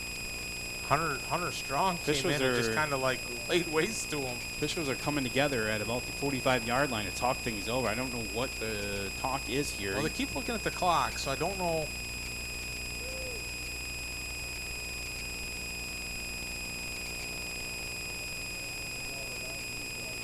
What do they want here? No, I can't. Are they warning the sideline? Get back? No. I have no idea. Lenny's coming over to talk to him about something. 7:42 on the clock they want. Oh. Okay. I can hear that from the other side. 7:42 on the clock. There you go. 74 seconds left. There you go. 74 seconds. That's even better. 3rd and 5 coming up now here for the Cardinals. They got to fix that. Yeah, they got to fix that. It's 74 seconds.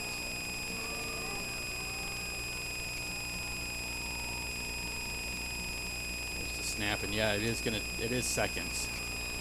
Yeah. Crump is going to be tackled. Body's flying all over. There is a flag. Yeah. And I think they're going to get that against Standish-Sterling.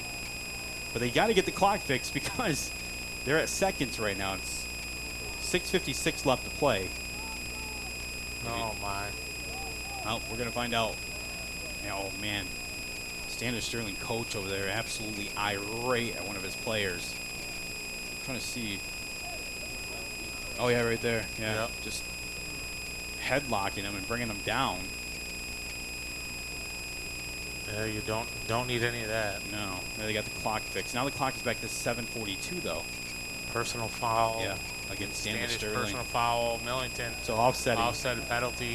That's the right way to do it. I know Millington fans aren't going to be happy, but it's right. Nip it in the bud now. You don't want to have either team Yeah. be the last to throw the haymaker. Just say, hey, both of you stop.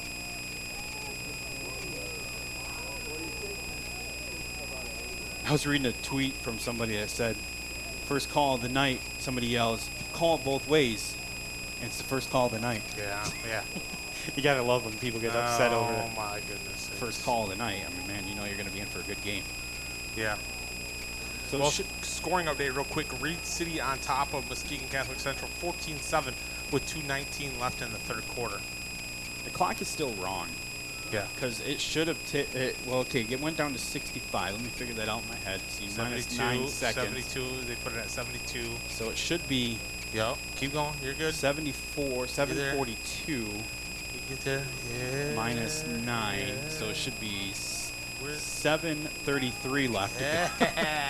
But they're not, and it's a 4th down, I think, right? Third. They're saying. Oh, 4th down. He's signaling 4th. But the. Oh, there it is. Okay. So 4th down. 4th and 7:42 left. Okay, here we go. Millington kicking this one away into the wind. So there's going to be Legui backing up here. He's back close to his own 30.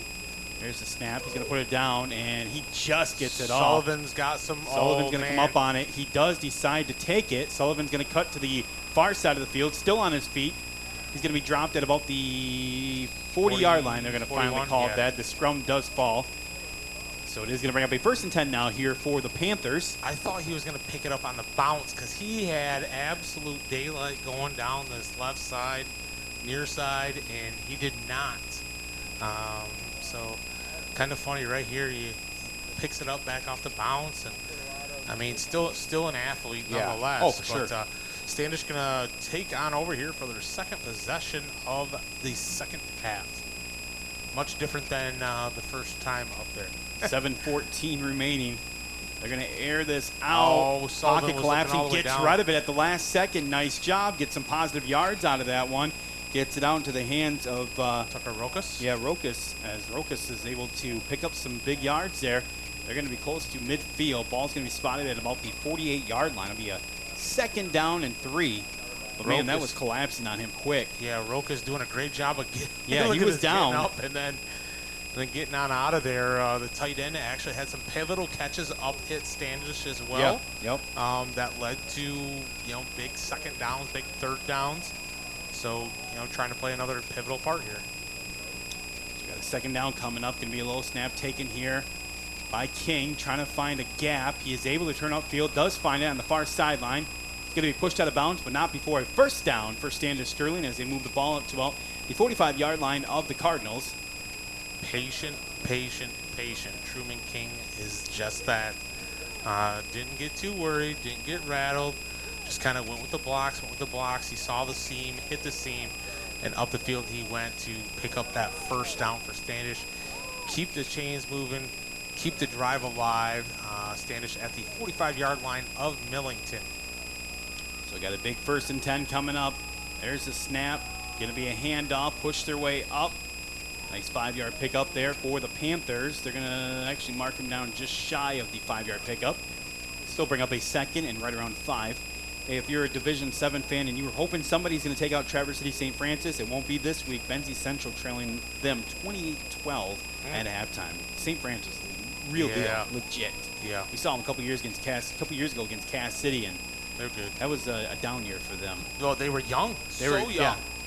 Oh, there's the option. Going to flip it out. Got his man still on his feet, still going, pushed out of bounds. Going to be number 20 on that run.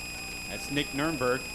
Nice chunk of yards picked up there by the Panthers. So 5:45 left to play, and the Panthers are on the march. Yeah, Nick Nurnberg just absolutely pumped up. We said, hey, didn't look like a lot of life. Well, Nurnberg just brought the life right there on that option pitch. Gets down the line as Matuzik pushes him on out. Ben Miller almost getting ran over there. Saw that. Getting in on the action. Ben got hit by a hockey puck last year. Why not get hit by a football player? I don't know about one of that. the last games of the season. Yeah, I don't know about that. 7-0 lead for Millington. 5:45 left to play. Standish-Sterling on the march here.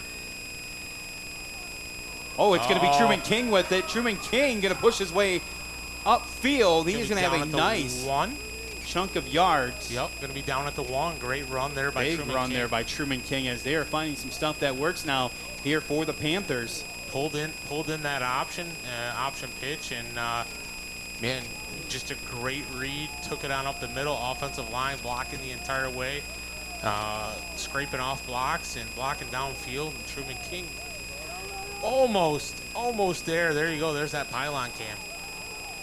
Goal line cam is going to be a 1st and goal. Ball is going to be spotted right around the 1.5-yard line. Millington bringing the defense straight up the middle, trying to move that pile. He's in. Trying to see here, and they look like they're short of the end zone. No call yet. No call. They're going to say he is shy of the. They're going to say he's shy. Wow. End zone. So that'll bring up now a 2nd and goal. Ball going to be spotted at the 1-yard line. Trying to move that pile there. Was it King going right up the middle of it? Okay. Yeah. Just you got to get a guy off the field. You got to get off quick. Go once again. King He's going to push his way He this got a time, flag. and there is a flag on the field. That's on. It's on Standish. We'll see what the call is here. Officials convening. We got a 2nd down. Wonder. Touchdown now. Sideline warning against Standish-Sterling, right? Oh, yeah. Wow. So does that take them back, or is that a touchdown? It's usually sideline warning. Oh, it is going to take them back. Wow. Oh, my. Huh. That's interesting. Both officials going over.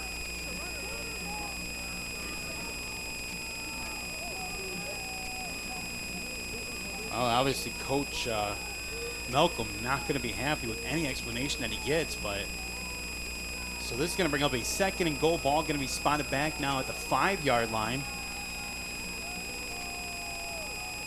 Got the playmaker There's Sullivan the in the snap. slot. King going to roll out. King going to push his in. way forward, and he is Short? He's going to be He's short? going to be short, 1-yard line. Wow. So that'll bring up a 3rd and goal now. Well, obviously you're in 4-down territory. It doesn't obviously, matter here, but wow. Hey, move. Move. Yeah. We need security out there to Dumb guard guard away. the goal line cam She there. moved. She's out of the way. So 3rd and goal coming up here. There's the snap. There's the handoff, and he finally gets his way in. Touchdown, Standish-Sterling. After what felt like forever. Yeah, Jacob Bartlett with a 1-yard plunge there to at least get Standish within striking distance as they are waiting for the crucial extra point, the PAT. But number 8, Anderson Bartlett, going to come on for the PAT. Watching him warm up, I don't think there's going to be any issues here unless a hand gets on the ball. So 3:56 left to play. Snap Down. down. Oh, And it is going to be blocked. Ball. A big block by Millington, and Chris just jinxed it. Like I might have called it. Who knows? PAT is blocked. Who came up with that block? Was it Walsh? It looked like Walsh coming through the middle is what it looked like. I couldn't Talked tell. to Coach Dantini. He said, I would like to see Walsh come up with a lot more on the defensive side, and it was Walsh flying in like Superman, taking that ball out of the air, and that's going to be no good on the PAT, which could be huge. I feel like I just predicted the future, and I feel like you apologize. did. I don't know, maybe that was a jinx, but hey. We're going to take a 30-second timeout, folks. We're going to come back. It is 7-6 Millington leading this game, 3:56 left to play in this 3rd quarter, and we will return in 30 seconds.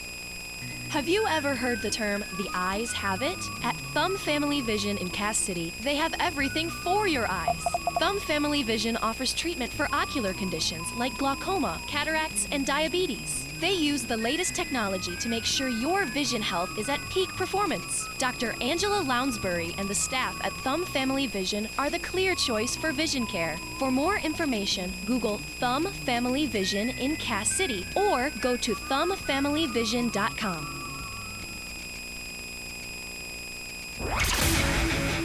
Welcome back to the Classic Rock I92 High School Game of the Week.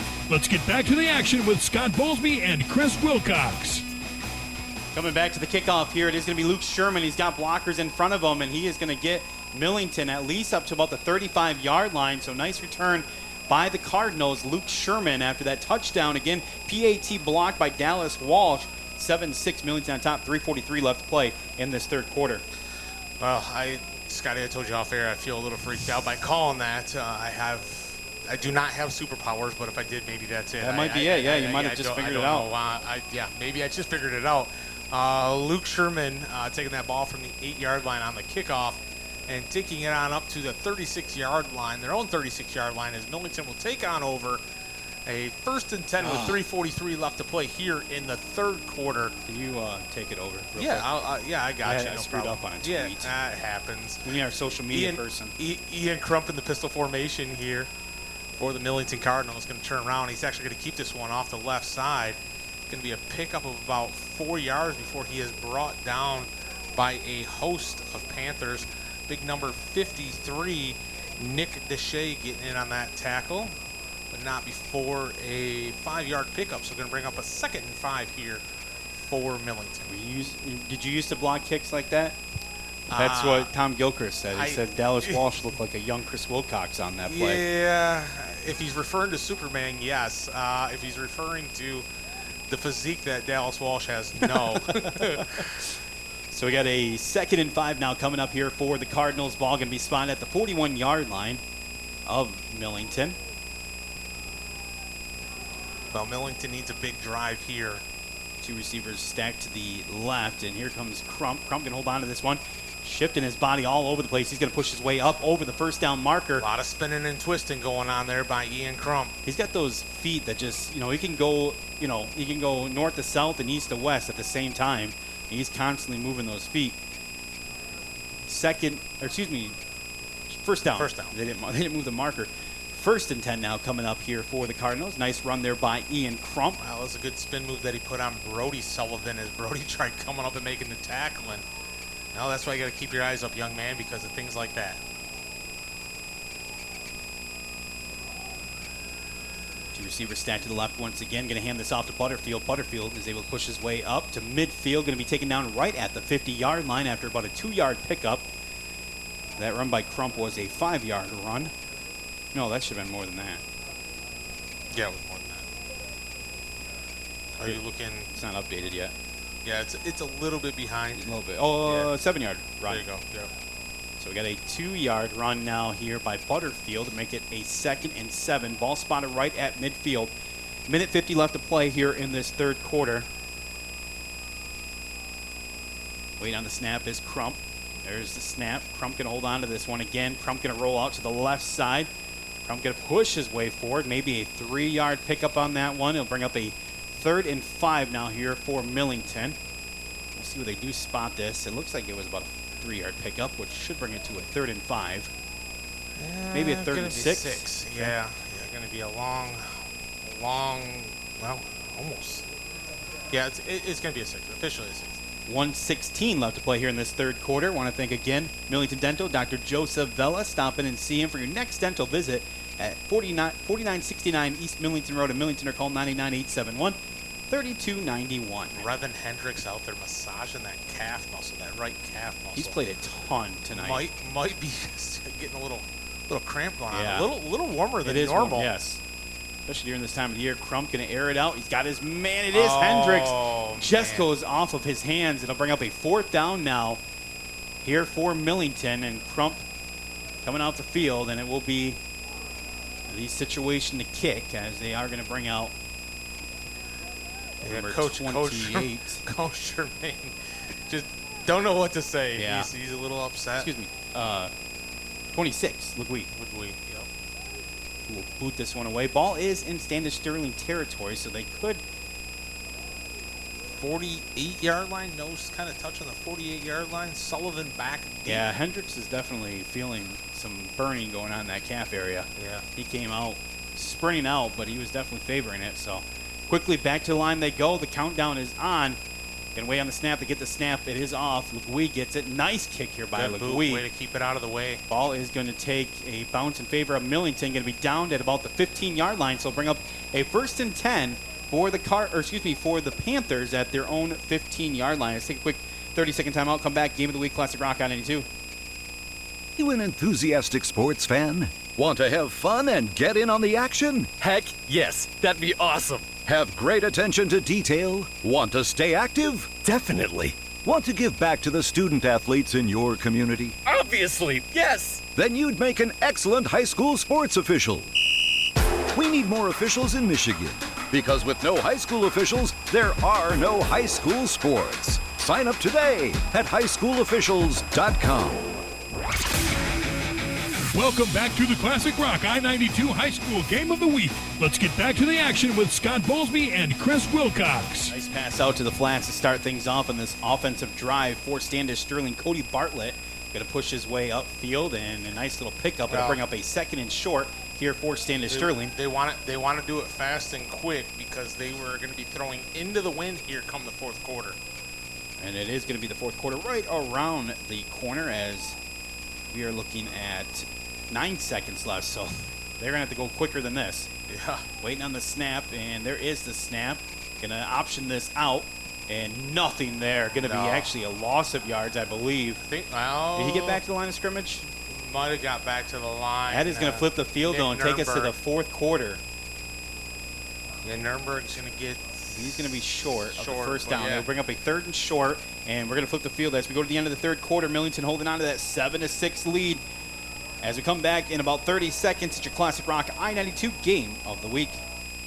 Take your savings to a higher level this holiday season during the Chrysler Black Friday sales event at Joe Ritchie McCormick Motors in Pigeon. It may be Black Friday, but you'll be seeing green from all the money you'll save on your next Jeep SUV. Qualified returning lessees get up to $4,000 in lease cash when they lease a new Jeep Compass 4x4. Stop in to see Marion or Tiffany during the Black Friday sales event to save a ton of green on a new Jeep SUV or new Ram pickup. In the field, on the trails, or down the highway, all roads lead to Joe Ritchie McCormick Motors in Pigeon. Welcome back to the Classic Rock I-92 High School Game of the Week. Let's get back to the action with Scott Bowlesby and Chris Wilcox. We are back to the Game of the Week here in Classic Rock I-92. Scott Bowlesby, Chris Wilcox. Halftime update. Brown City does lead Deckerville 30-6. And end of 3. Lakers still on top of Montrose 21-14. Ooh, interesting. As jump around, fired up. Works for Wisconsin a lot. We'll see if it works here for the Millington defense. I thought you were going to get out there and jump around. The way this thing's been shaking tonight. I know, Plenty right? of people jumping around in this booth. Going to be third in inches here. Literally inches. Waiting on the snap. There is the snap. Going to be ran here. Nuremberg as he is able to push his way forward. Jacob Bartlett, on the run. Bartlett can have enough for the first down. 11:54 left to play and a 1st and 10 here in this fourth quarter. Good run there by Bartlett off that right side. Just needing inches there, but picks up yardage on top of it. Good run. Just started the fourth quarter. If for some reason you're joining us, sorry. You should have joined us earlier, but 11:38 here left to play in the fourth quarter. 7-6 ball game. Millington on top. So much for Muskegon Catholic Central. They trail now 22-7 with 8 left to go in that game. Waiting on the snap. There is a snap. King going to flip this one back. Short side of the field. And they are going to come up with really nothing on that run. Wow. Maybe a yard they're going to give him on that. Bartlett is the runner who does, again, Jacob Bartlett, the only one to score a touchdown for Standish-Sterling this evening. So that'll bring up now a 2nd down and 10 with 11:19 left to play in this fourth quarter. Has everybody got all their timeouts? Yes. Okay. Yep. No timeouts wasted there in the third. Pretty quick moving third. Third, yeah. You know, kind of stayed penalty free from going from 10. There's the snap by King. King gonna hold on to this one, and he's gonna go nowhere. And that'll bring up a 3rd down, but I'm really surprised on that. Is as Sullivan was down here, you had Cody Bartlett down here off the right side. Kind of interesting that King took off. Maybe it was a design play. Yeah. Very well could have been a design play, but that collapsed really, really fast. And now going to bring up a 3rd and 11 here for the Panthers. And they have probably their most success was going this way. That was in the second quarter. Mm-hmm. But, man, they need to get something going here quick to keep this drive alive. You got a big 3rd down coming up. You got receivers split, one to the left, one to the right. King's going to get the snap. He's going to look downfield. He's got his man. He's going to be well short of the first down. He's going to maybe get up to about the 34-yard line before he's wrapped up and brought down. So it'll be about a 4-yard pickup. Bring up a 4th and 5. Bring out the punt unit for Standish-Sterling. Good tackle there by Dallas Walsh. Real quick, end of 3rd quarter, Ubley 49, MLS 7.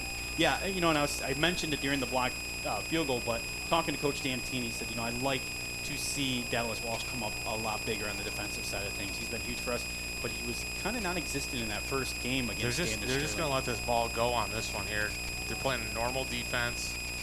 Going to drop it, and see, this is going to take a Standish-Sterling bounce, but not a whole heck of a lot there. Might as well. You got the wind. You got the wind blowing. You might as well not even send anybody back. So 1st and 10 now coming up here for Millington, and they're going to take over at their own 40-yard line. Want to thank Dyna Products of Millington, world's most affordable, fastest firewood processors. Also want to thank Thumb Cellular. Talk to the Thumb with offices in Bad Axe, Carroll, Pigeon, and Sandusky, and also Thumb Psychological Services, only local agency offering counseling and applied behavioral analysis. Call them at 99-872-1800. While we have a moment, I want to congratulate all of our district champs in volleyball in North Branch, Cass City, Frankenmuth, Marlette, and there's one more, Kingston. Apologize. Vassar getting to the finals as well against Saginaw Valley Lutheran. So we got a 1st and 10 now coming up here for Millington. 9:53 left to go in this fourth quarter. Crump waiting on the snap. He's going to get it. Crump's going to take off himself, and he's going to run right into the teeth of that Standish-Sterling defense. The Panthers taking a bite out of him there. Going to bring him right back down at the line of scrimmage. He'll bring up a 2nd and 10 now here for Millington. 9:39 left to play. We got, this wind seems to, now seems just to be kind of picking up in intensity every now and then. You get these big gusts, and you can see everything just blowing around out here. The cheerleaders are trying to push. They're actually running into it, trying to see if it'll pick them up. They can fly like Dallas Walsh. Yes. So we got a 2nd down and 10, 9:13. That jacket's blowing all over the place. Yeah, I know, man. It's crazy. There's a snap by Crump. Going to throw this one over, and man, he had a man coming quickly, and it's going to be an incomplete pass. You seen who that man was coming quickly, Mr. Braden Sullivan, and he almost read that one, and he would have been, he could have been the other way with a pick six. Absolutely. He has got the wheels in the hands to do so, and he is a ball hawk. So now, as Scott just said, just a lazy pass up there, and Matuzik. That was a the dangerous intended receiver. Dangerous pass. So we got a 3rd down and 10 now coming up here. 3rd and 10, yes. 9:02 left to go in this 4th and final quarter. In a 7-6 ball game, Millington on top. Again, the only reason why it's 7-6 is the PAT was blocked by Dallas Walsh. Superman style. Absolutely, come flying in. It's 3rd and 10. And they give this one over, and it's going to be a double pass. Oh, it got a man wide open. It's Chuck Turbush deep down the field. He is still going. Touchdown, Millington. There it is. Big play on the trickery that we normally see with Millington. We were kind of waiting for it, and there it is. They pull it out, and a big touchdown pass. A little bit more confetti flying through the air, as that is a huge pass, trying to get the true yardage on that. Matuzik should be a 60.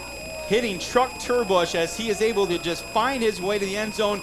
Last second ditch effort as Anderson Bartlett, I believe, was the one who tackled him, and he was able to just push his way on into the end zone. Just short of getting to him, but the big Hoffer coming on in. Gonna boot this one on through. Down, kick is up, it and will be good. 14-6 Millington. Big, much-needed touchdown there. 8:50 left to play. Let's take 30 seconds. Come back. Classic Rock, I92 Game of the Week. Have you ever heard the term, the eyes have it? At Thumb Family Vision in Cass City, they have everything for your eyes. Thumb Family Vision offers treatment for ocular conditions like glaucoma, cataracts, and diabetes. They use the latest technology to make sure your vision health is at peak performance. Dr. Angela Lounsbury and the staff at Thumb Family Vision are the clear choice for vision care. For more information, Google Thumb Family Vision in Cass City or go to thumbfamilyvision.com. Welcome back to the Classic Rock I92 High School Game of the Week. Let's get back to the action with Scott Bowlesby and Chris Wilcox. We're back. It is 14-6 now. Millington, a big halfback pass. Matuzik getting the handoff and then launching it downfield to Truck Turbush, 60 yards for the score. 8:50 left to play here in this ball game. Yeah, I said it to you off air, but if that wind was not there, Truck Turbush does not make that catch. Matuzik does not make that throw. That throw was pretty awful, to be honest with you. It looked like a wobbly lame duck going through the air. But because of the wind, kept pushing it and right into Truck's hands. And Truck, well, just like his name, trucks on into the end zone for 6 points. And then Hoffer goes on in, boots the extra point. Millington on top, 14-6 with 8:50 left to play. Hoffer going to go ahead and boot this one on the way on the kickoff. And ball is floating around at the 9-yard line. Finally picked up by number 5, Cody Bartlett. Oh, he's going to be brought down. Brought down instantly. He tried to change direction, and Cooper, not going to buy into that one, was Travis Cooper as he comes up with a big stop there. And it's going to bring up a 1st and 10 deep in their own zone for the Panthers. 8:44 left to play in this ball game. Yeah, just Millington feeding off that energy right now. You could tell that Standish was there. They were trying to get into it, but man, talk about taking the wind out of the sails right there on that play. Just especially there on the kickoff alone. So let's see what Standish tries to dial up here. 8:44 left to play. There's the snap. King looking downfield. He's going to air this one out, and it is a wobbler. Bryce Martin going up. He is going to haul it in. Interception. Millington going to be taken over. Ball is going to be spotted at the Standish-Sterling 40-yard line. Man, you know, that's tough to call that play. Well, you have two defenders down there, and you're throwing into the wind. That's why I said that third quarter, you got to use that wind, man. You have to use the wind. You have to use the wind in the third quarter. This ball just gets hung up in the air.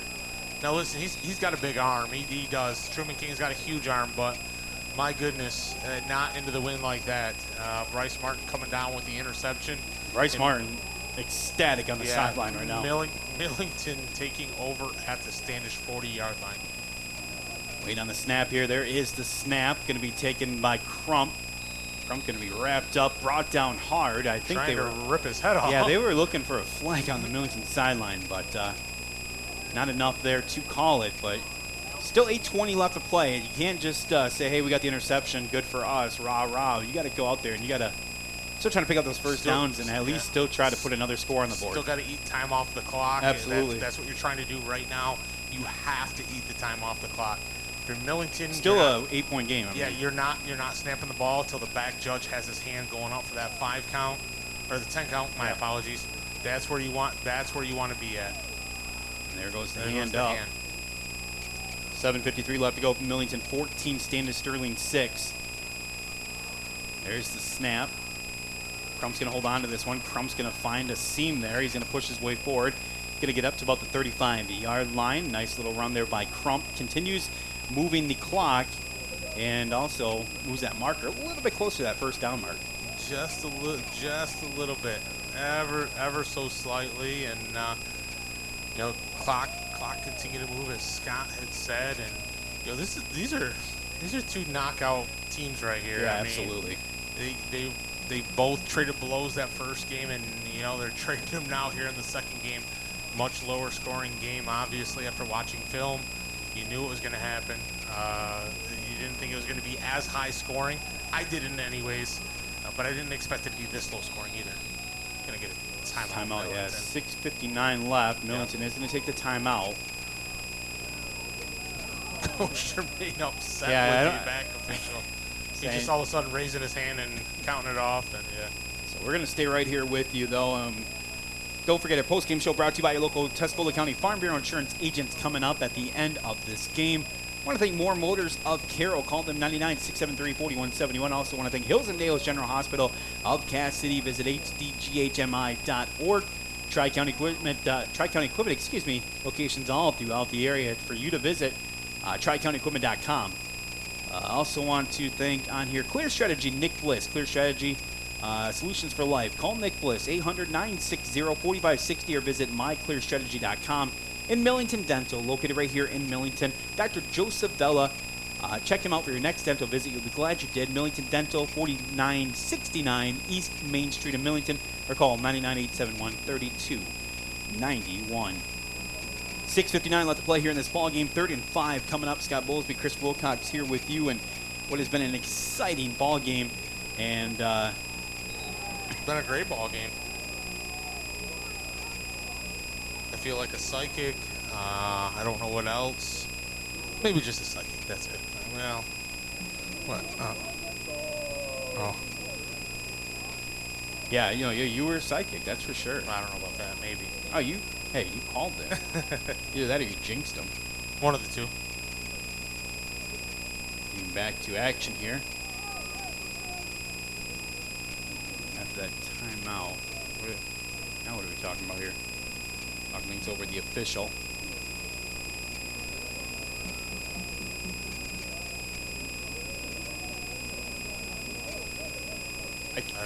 I think Dan Teen's asking for more time, maybe because he had to deal with an administrative situation. He didn't get a chance to. I don't know.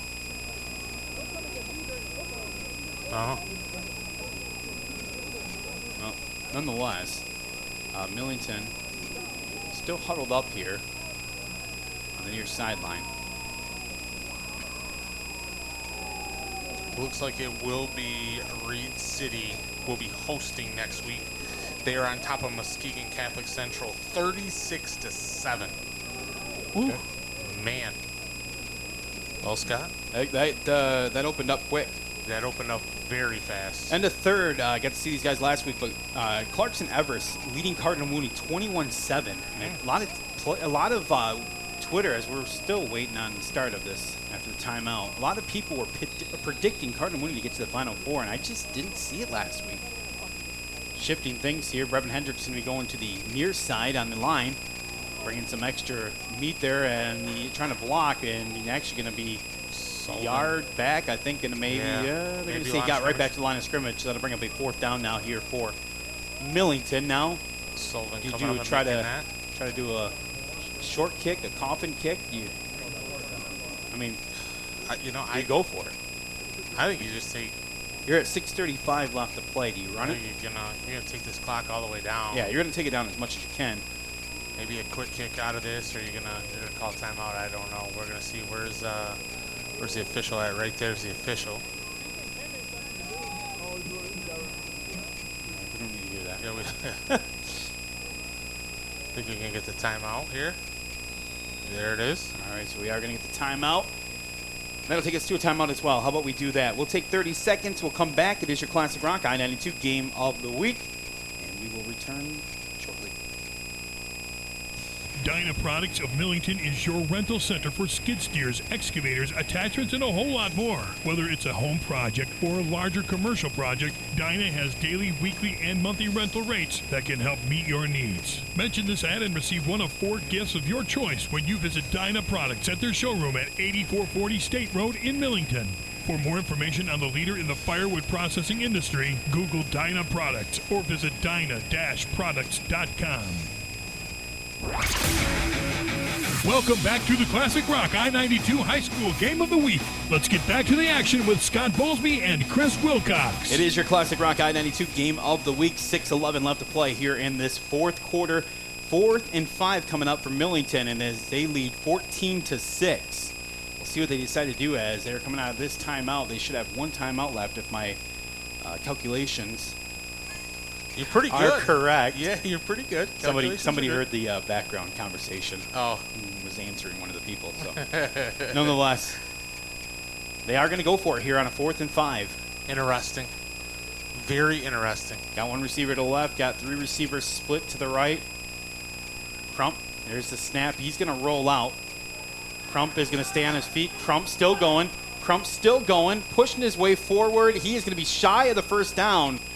But they did kill time on that, and they also pinned it a little bit deeper. So maybe a smart move there.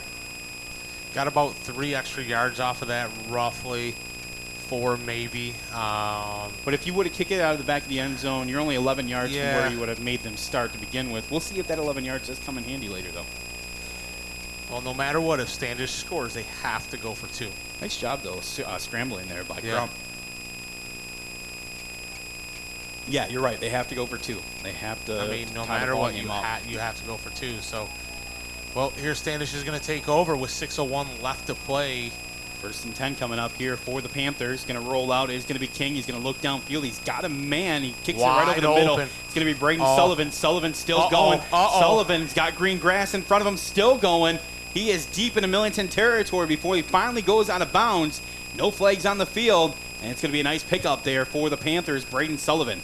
Well, they had that spy on him, and that was Walsh over the middle. And when Sullivan put the brakes on, Walsh slid out from underneath, and Sullivan just kind of settled down, found him. Truman King found him, put the brakes on. There goes Walsh to the ground, and off to the races he goes. Sullivan down the sideline. Obviously, plenty for a first down. Now well into Millington territory as they're knocking on the 20-yard line. So 1st and 10 now coming up here for the Panthers. Going to fake the handoff. Can hold on to it. It's going to be King. King gets off the left side and gets his way up. He's going to be able to pick up about 5 yards on that. It'll bring up a 2nd and 5. 5:38 left to play. Feel like we're witnessing deja vu, but it's not for the lead. It's for the tie. Well, and that's the thing. It's for the tie. And, man, this Millington defense has got to buckle themselves down as Mr. Truman King finding not only running room but passing room as well to open this drive up. 2 plays already down inside the 20-yard line. Going to be 2nd and 6 now here for the Panthers. 5:10 left to play. King waiting on the snap. He's got a man in motion. It's going to be Sullivan. He's going to hand this off. And off is going to be Nurnberg. It's going to be Nurnberg. No, excuse me, Bartlett. Oh, was it Bartlett? Bartlett is going to get into the end zone, and it's going to be a touchdown here for the Panthers. Not a lot of celebrating. I was kind of surprised. 17-yard run there by the Panthers. Jacob Bartlett, his second touchdown of the evening, and now it is a 2-point conversion, which is going to be huge here. They have to go for 2. You still have 5 minutes here left to play, so not a whole lot of, you got a lot of time left, but man, it'd make it a lot easier if you could stop them here on the 2-point conversion. So here we go, 14-12 ball game. Got a man in motion for Standish. Truman King rolling on out. He is going to be stopped. He's going to be shy of the 2-point conversion, and that is going to be a big stop there by the Millington defense. Huge stop there by Millington. 14-12 ball game, 5 minutes here left to play. But it was Mr. Jacob Bartlett getting things going there on a 17-yard run to the right side and finding pay dirt to pull the Panthers within 2, but the 2-point conversion going to be no good. 14-12 ball game. And, man, talk about an exciting fourth quarter. We're going to take 30 seconds to take a quick breath. We're going to come back. Classic Rock I92 Game of the Week. Larson Graphics in Vassar is your go-to for all your graphic and printing needs. They offer vinyl graphics with an array of options, small and large printing for everything from pamphlets and calendars to banners and entire wall graphics and everything in between. Have a business? Spruce it up with new signage or literally wear your brand on your sleeve with apparel options galore. Larson Graphics, located at 1065 East Huron Avenue in Vassar. Call 823-3000 or visit larsongraphics.com. That's larsongraphics.com. Welcome back to the Classic Rock I92 High School Game of the Week.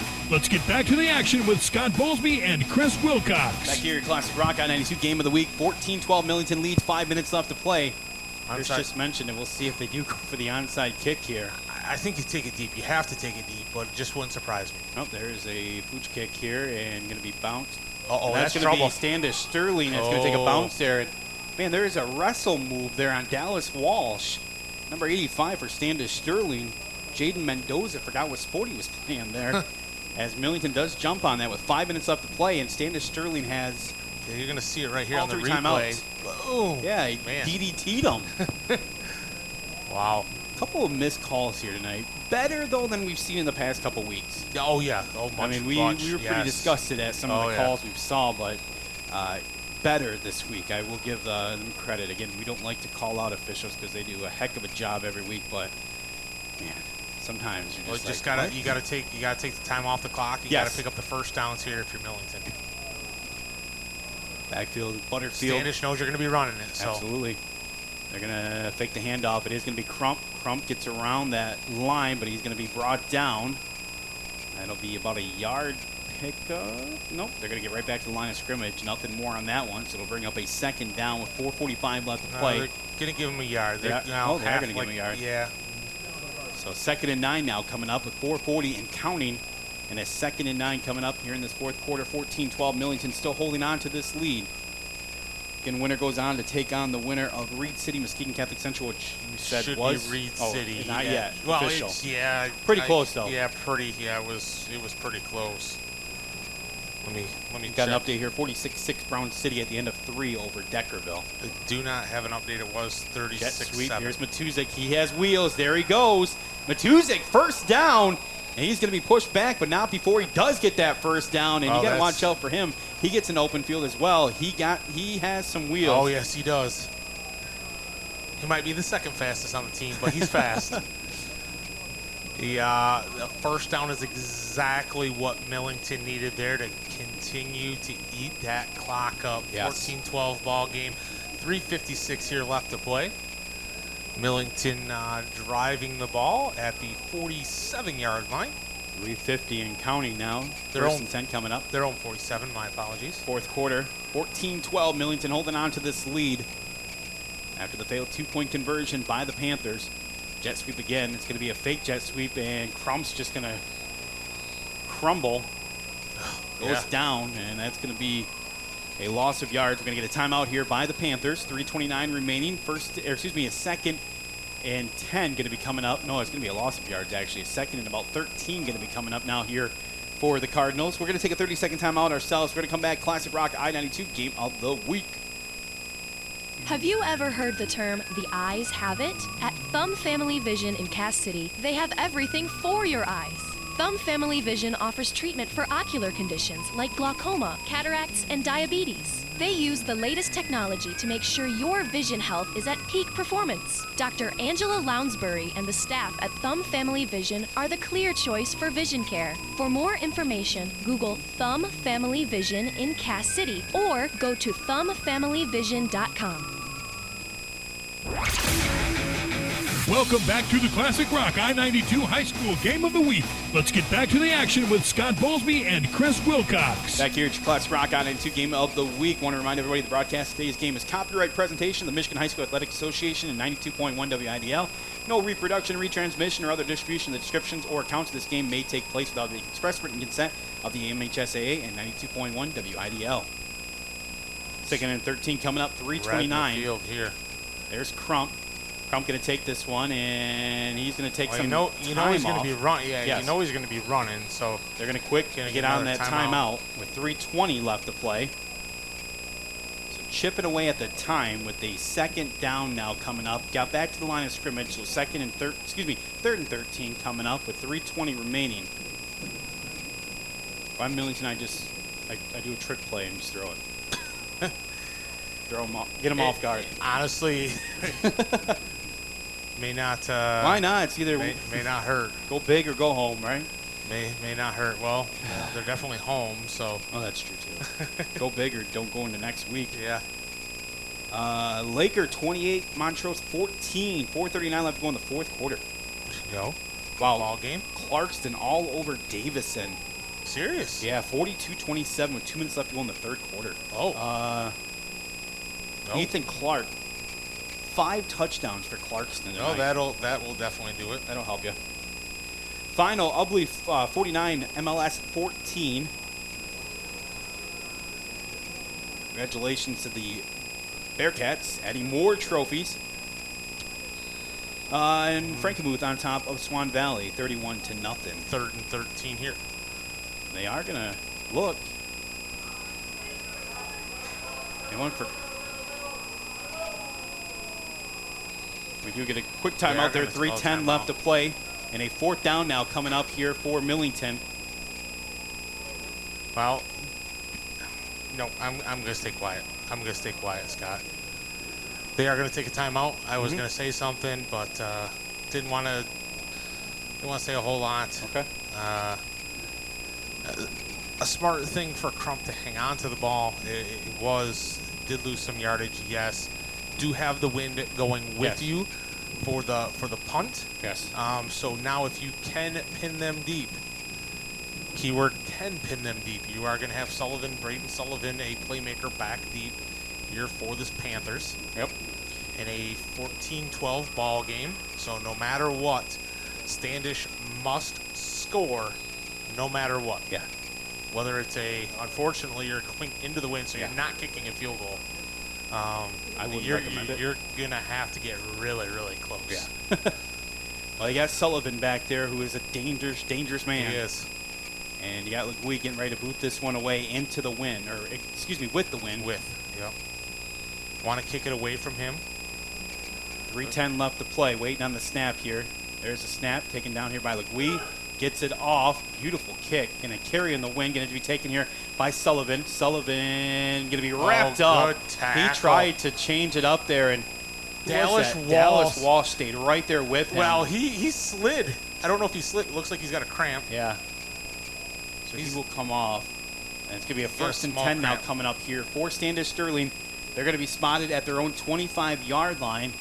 And they have 3 minutes to work with and one timeout. No timeout, excuse me. Slid on his rear end. Looked like to make that Still tackle, came up with a big play there, though. So I will say what I was going to say is during the last matchup, it was a bad snap from center to punter that set up Standish-Sterling. And I was not going to say anything, but it was almost blocked right there. They've almost blocked it twice tonight, and they're able to get it off. You got to stop Standish. You have to stop Standish. Absolutely. You have to stop him. You know they're going to pass. Looking downfield, going to throw this. Has his man Sullivan. He is able to hold on to that one. He's going to have enough for a first down. So 1st and 10 now coming up for the Panthers. 2:52 left to play. Ball going to be spotted at the Standish-Sterling 38-yard line. And he is out of bounds, so clock does stop. He bobbled that a little bit. He was able to haul it in, though, just in time. He will turn you around on a dime. They got Luke Sherman out there on top of him. 1st and 10 now coming up here for the Panthers. 2:52 left to go in this ball game. 14-12 Millington on top. Winner takes home a district crown and moves on to take on Reed City next week. There's another pass play. Going to get it out. Another nice play. It's going to be short of the first down, but he's able to pick up some yards. 2:46 left to play. It'll bring up a 2nd down, and Sullivan is... Oh, he got his shoelaces untied. Okay. He was looking down, and I was a little worried there for Standish-Sterling. But his shoelace came untied. Yeah, he's over there. Does he have to come off for a play? Nope. Oh, shoes off. They're trying to get it on for him. Thought maybe it was a issue with. So 2:46 left as the clock is stopped. There's a snap. And just going to take off is going to be King. He's Why still not? on his feet. He's still going. Finally tripped up into Millington territory. They're at the 35-yard line. 2:36 left to go. We'll stop the clock to get the first down. Well, here's the thing. You got the deep threat in Sullivan, so you're worried about him. And man, can Truman King also hurt you going up the middle. There's the snap by King. Gonna look. Got his man. Will be completed. Is he out of bounds? He is not. The clock will continue to run. So 2:20 left to play. And a 2nd down now coming up here for Standish-Sterling. Gonna have to get a couple plays going in here at a time. If you're Standish, you don't have to worry a whole lot. Gonna be under the 2-minute mark right now. So going to bring up a 2nd and 6 here for the Panthers. Here's the going to snap. keep this one right on the ground. Got to push his way forward. Did he get to the first? He did get the first down. I don't know. It's going to be close. Oh, we got an injury now. Oh, man, that's not good. That's one of the big guys. I think number 70. Is that 77? Morgan Wolitz. Find out here. I think he's at 69. 69. He was one that was injured last week. Rodney Mitchell. Trying to see here. Is he back up? No, he's still down. So he did get injured last week. So we got a 1:44 left, and it is going to be a first down. Ball going to be spotted at the Millington 26-yard line. That's a big boy too. Yeah.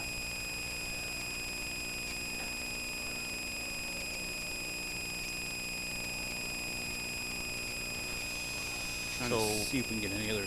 1st and 10 with a 1:44 left to play. Sound like Fowler and Beale City were having a slugfest tonight. That's what it sounded like. Did you get it? I haven't seen a final on it, no. So we got a 1:44 left. The clock should start, right? And there it goes. Yep. 14-12, Millington on top.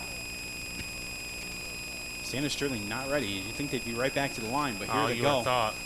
Got 2 receivers split to the right. Got 2 men in the backfield. Looking downfield is King. Looking downfield. He's going to just get rid of it. Is that picked off? Incomplete, they're going to say. Dallas Walsh coming up. Came up with it, but everybody held their breath for a second there. We were all waiting. The sideline went crazy, but not able to get it. Hey, if anybody's listening out there, I think Nick... Oh, wait, hold on. Nope, that's not what I wanted. That's just the halftime. I think Nick Berry's listening. If he can get the Beale City score, that would be awesome. Unfortunately, we're not going to be able to see because of... Yeah. But going to be a 2nd and 10 here for the Panthers. With a 1:25 left in this 4th quarter. There's the snap. Going to get rid of it right away. And nice job there defending that. Is going to be Bryce Martin.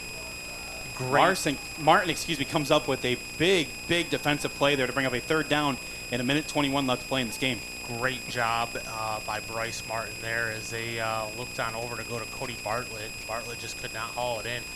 Martin doing a great job batting that one down. So a 3rd and 10 situation here, and you have to find Sullivan right away because you know they're going to be going to him. And here he is. He's going to go line up in that slot position over there. Dallas Walsh is all over him. They got a guy on top as well. Going to roll out is going to be King. King going to get out of bounds, and are they going to say he's out? They are going to say he's out of bounds. So it is going to be out with 1:13 left and a 4th down coming up. You got it. I feel like curious what he picked up here. Going to be about a 4th and 8. That's what it looks like. Yeah, 4th and 8 here for the Panthers of Standish-Sterling. So big 4th down now coming up. Big 4th down coming up for Millington. 14-12 Millington leading this game. 1:13 left to play and a 4th down. Last-ditch effort here by Standish-Sterling. You gotta find number 1. Here he is. He's over in the slot position. Watch down here, number 7. He's lined up with Bryce Martin. They are going to look, and he's going to just throws this up and gets rid of it. Sullivan's going to get it. He will not be there, and it's going to be a turnover on downs. Millington coming up with a big defensive play. Huge stop. And the Cardinals lead this one 14-12, and no way for Standish-Sterling to stop the clock. There is no way, but the scariest part was right here when King throws it away. Sullivan grabs it, and man, the jersey number pull, 10, the jersey pull from Ian Crump, just trying to bring him down, slowed him down just enough for the rest of the Millington Cardinals to get there and make that tackle. No, Nick, not Reed City, Beale City. It's close to another city. Bay City? You want Bay City? Hold on a second. Can't get good work anymore around here for free. I think that's an accurate statement. Hey, I gave him. Hey, he's part of the broadcast team. He got to sit in the booth with us for 2 weeks. It's got to be worth something, right? Literally just a couple knees here from the Millington Cardinals, and that will end the ball game. Millington will walk out victorious on a 14-12 victory. Huge block extra point coming on behalf of Dallas Walsh. That was a 7-6 ball game. Supermanning it, and then the Luke Matuzik pass to Mr. Where am I at here? Why did I just go blank? Help me out. Truck Turbush. There we go. On a 60-yard pitch and catch. Set up the second score to make it 14-7. And then Standish had to go for 2 and could not convert on the 2-point conversion. And this will be your ball game with 1:02 left. They are in victory formation. There's the first kneel down, and the clock will continue to run as Standish is out of timeouts. And out of opportunities here as Millington. Well, we've seen the revenge tour twice in 2 weeks, Chris, as we saw Deckerville get their revenge last week, and now we see Millington get their revenge over Standish-Sterling 14-12, and we'll move on to take on Reed City next week. It's hard to beat a team twice. It's just hard to beat a team twice, no matter what. They go down, and that should be it as the confetti goes flying. And I'm surprised we don't have fireworks. Give it time. Give it time. We're going to take a timeout. We're going to come back, wrap things up, because I got to get out and do interviews, all that good stuff. So we'll start it off with our friends from Tri-County Equipment right here on Classic Rock, I92. When you run with us on a Gator XUV 835R, the engine growls at you. The next job demands your attention, and the trail calls your name. Because with effortless four-wheel drive and our smoothest shifting transmission yet, nothing runs like a deer. Search John Deere Gator for more. Contact one of Tri-County Equipment's 10 locations in Bad Axe, Birch Run, Burton, Carroll, Fenton, Lapeer, Marlette, Reese, Saginaw, or Sandusky, or visit Tri-County Equipment online at tricountyequipment.com. A game without a crowd is just a scrimmage. A performance without an audience is just a rehearsal. Without your presence, high school sports and the performing arts aren't possible. Ensure that these essential extracurricular activities continue to enrich the lives of students in Michigan. Purchase a ticket to your local high school's game or performance. This message presented by the MHSAA and the Michigan Interscholastic Athletic Administrators Association. Take your savings to a higher level this holiday season during the Chrysler Black Friday sales event at Joe Ritchie McCormick Motors in Pigeon. It may be Black Friday, but you'll be seeing green from all the money you'll save on your next Jeep SUV. Qualified returning lessees get up to $4,000 in lease cash when they lease a new Jeep Compass 4x4. Stop in to see Marion or Tiffany during the Black Friday sales event to save a ton of green on a new Jeep SUV or new Ram pickup. In the field, on the trails, or down the highway, all roads lead to Joe Ritchie McCormick Motors in Pigeon.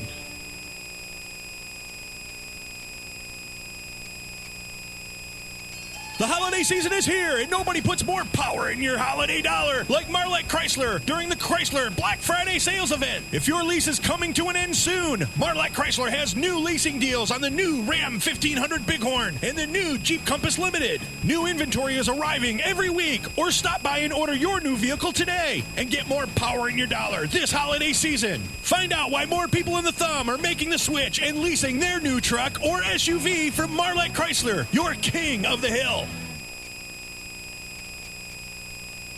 Hills and Dales General Hospital is pleased to announce the opening of Hills and Dales Wound Care Center, an outpatient facility offering a comprehensive approach for patients with non-healing wounds. Patients with diabetic foot ulcers, venous ulcers, pressure ulcers, arterial ulcers, non-healing surgical wounds, traumatic wounds, infected wounds, crush injuries, and compromised flaps or grafts.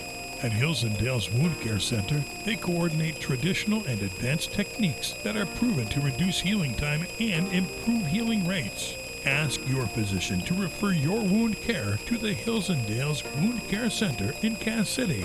Visit hillsanddales.com today for more information. That's hillsanddales.com. Or call 989-912-6510. Hills and Dales General Hospital. Building on traditions, a vision for the future.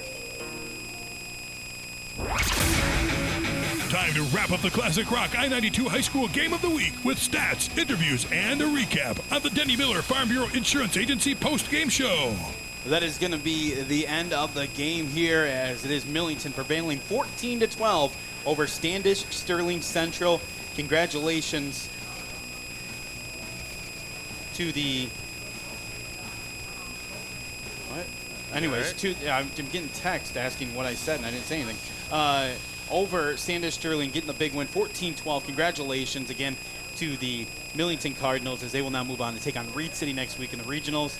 And, yeah, we're going to wrap things up here. I'm going to get down and get interviews and all that good stuff. So, Chris, take it away. Absolutely. Owen Butterfield getting the scoring started right away and putting the Cardinals on top 7-0, and then flip that on over, and Standish able to put one in the end zone, but could not get the PAT through the goalpost as Dallas Walsh come flying in Superman style. 7-6 ball game, and then Luke Matuzik trickery pass to Mr. Truck Turbush for 60 yards.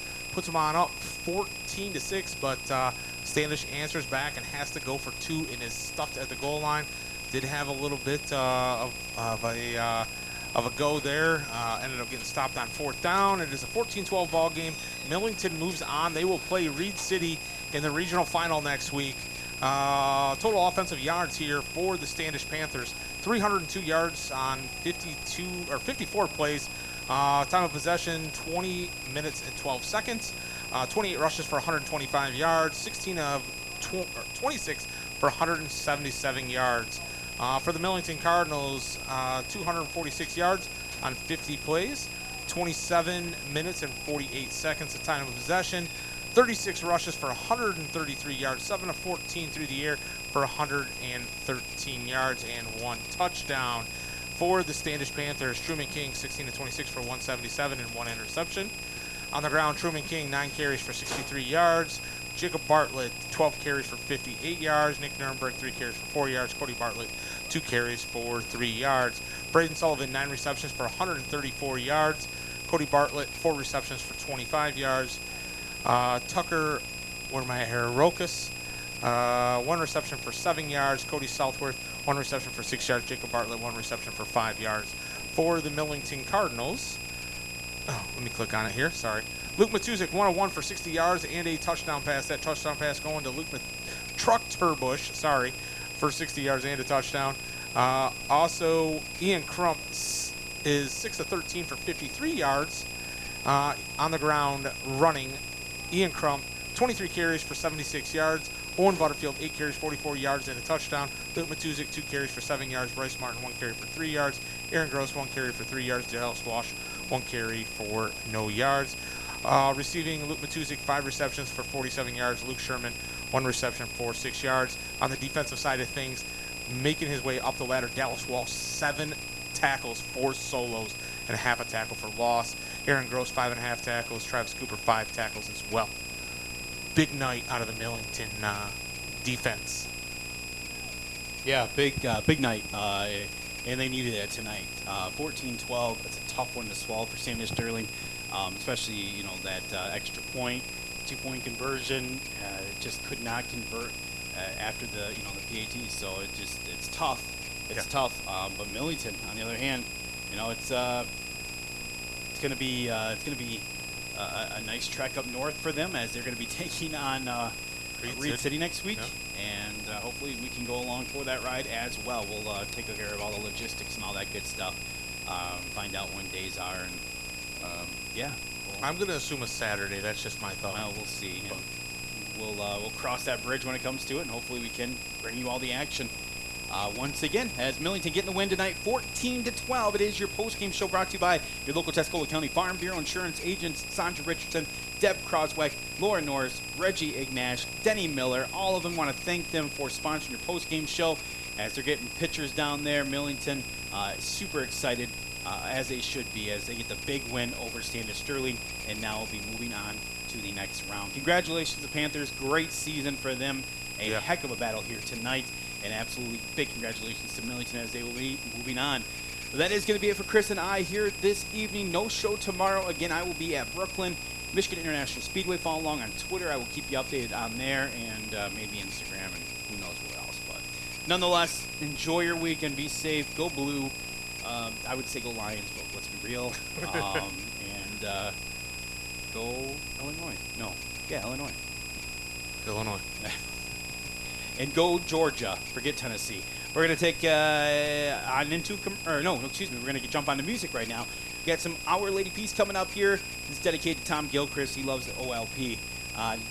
Everybody enjoy your weekend. Stay safe. We'll talk to you soon. Classic Rock I92 Game of the Week. Millington 14, Standish-Sterling 12. Millington District Champs in Division 6.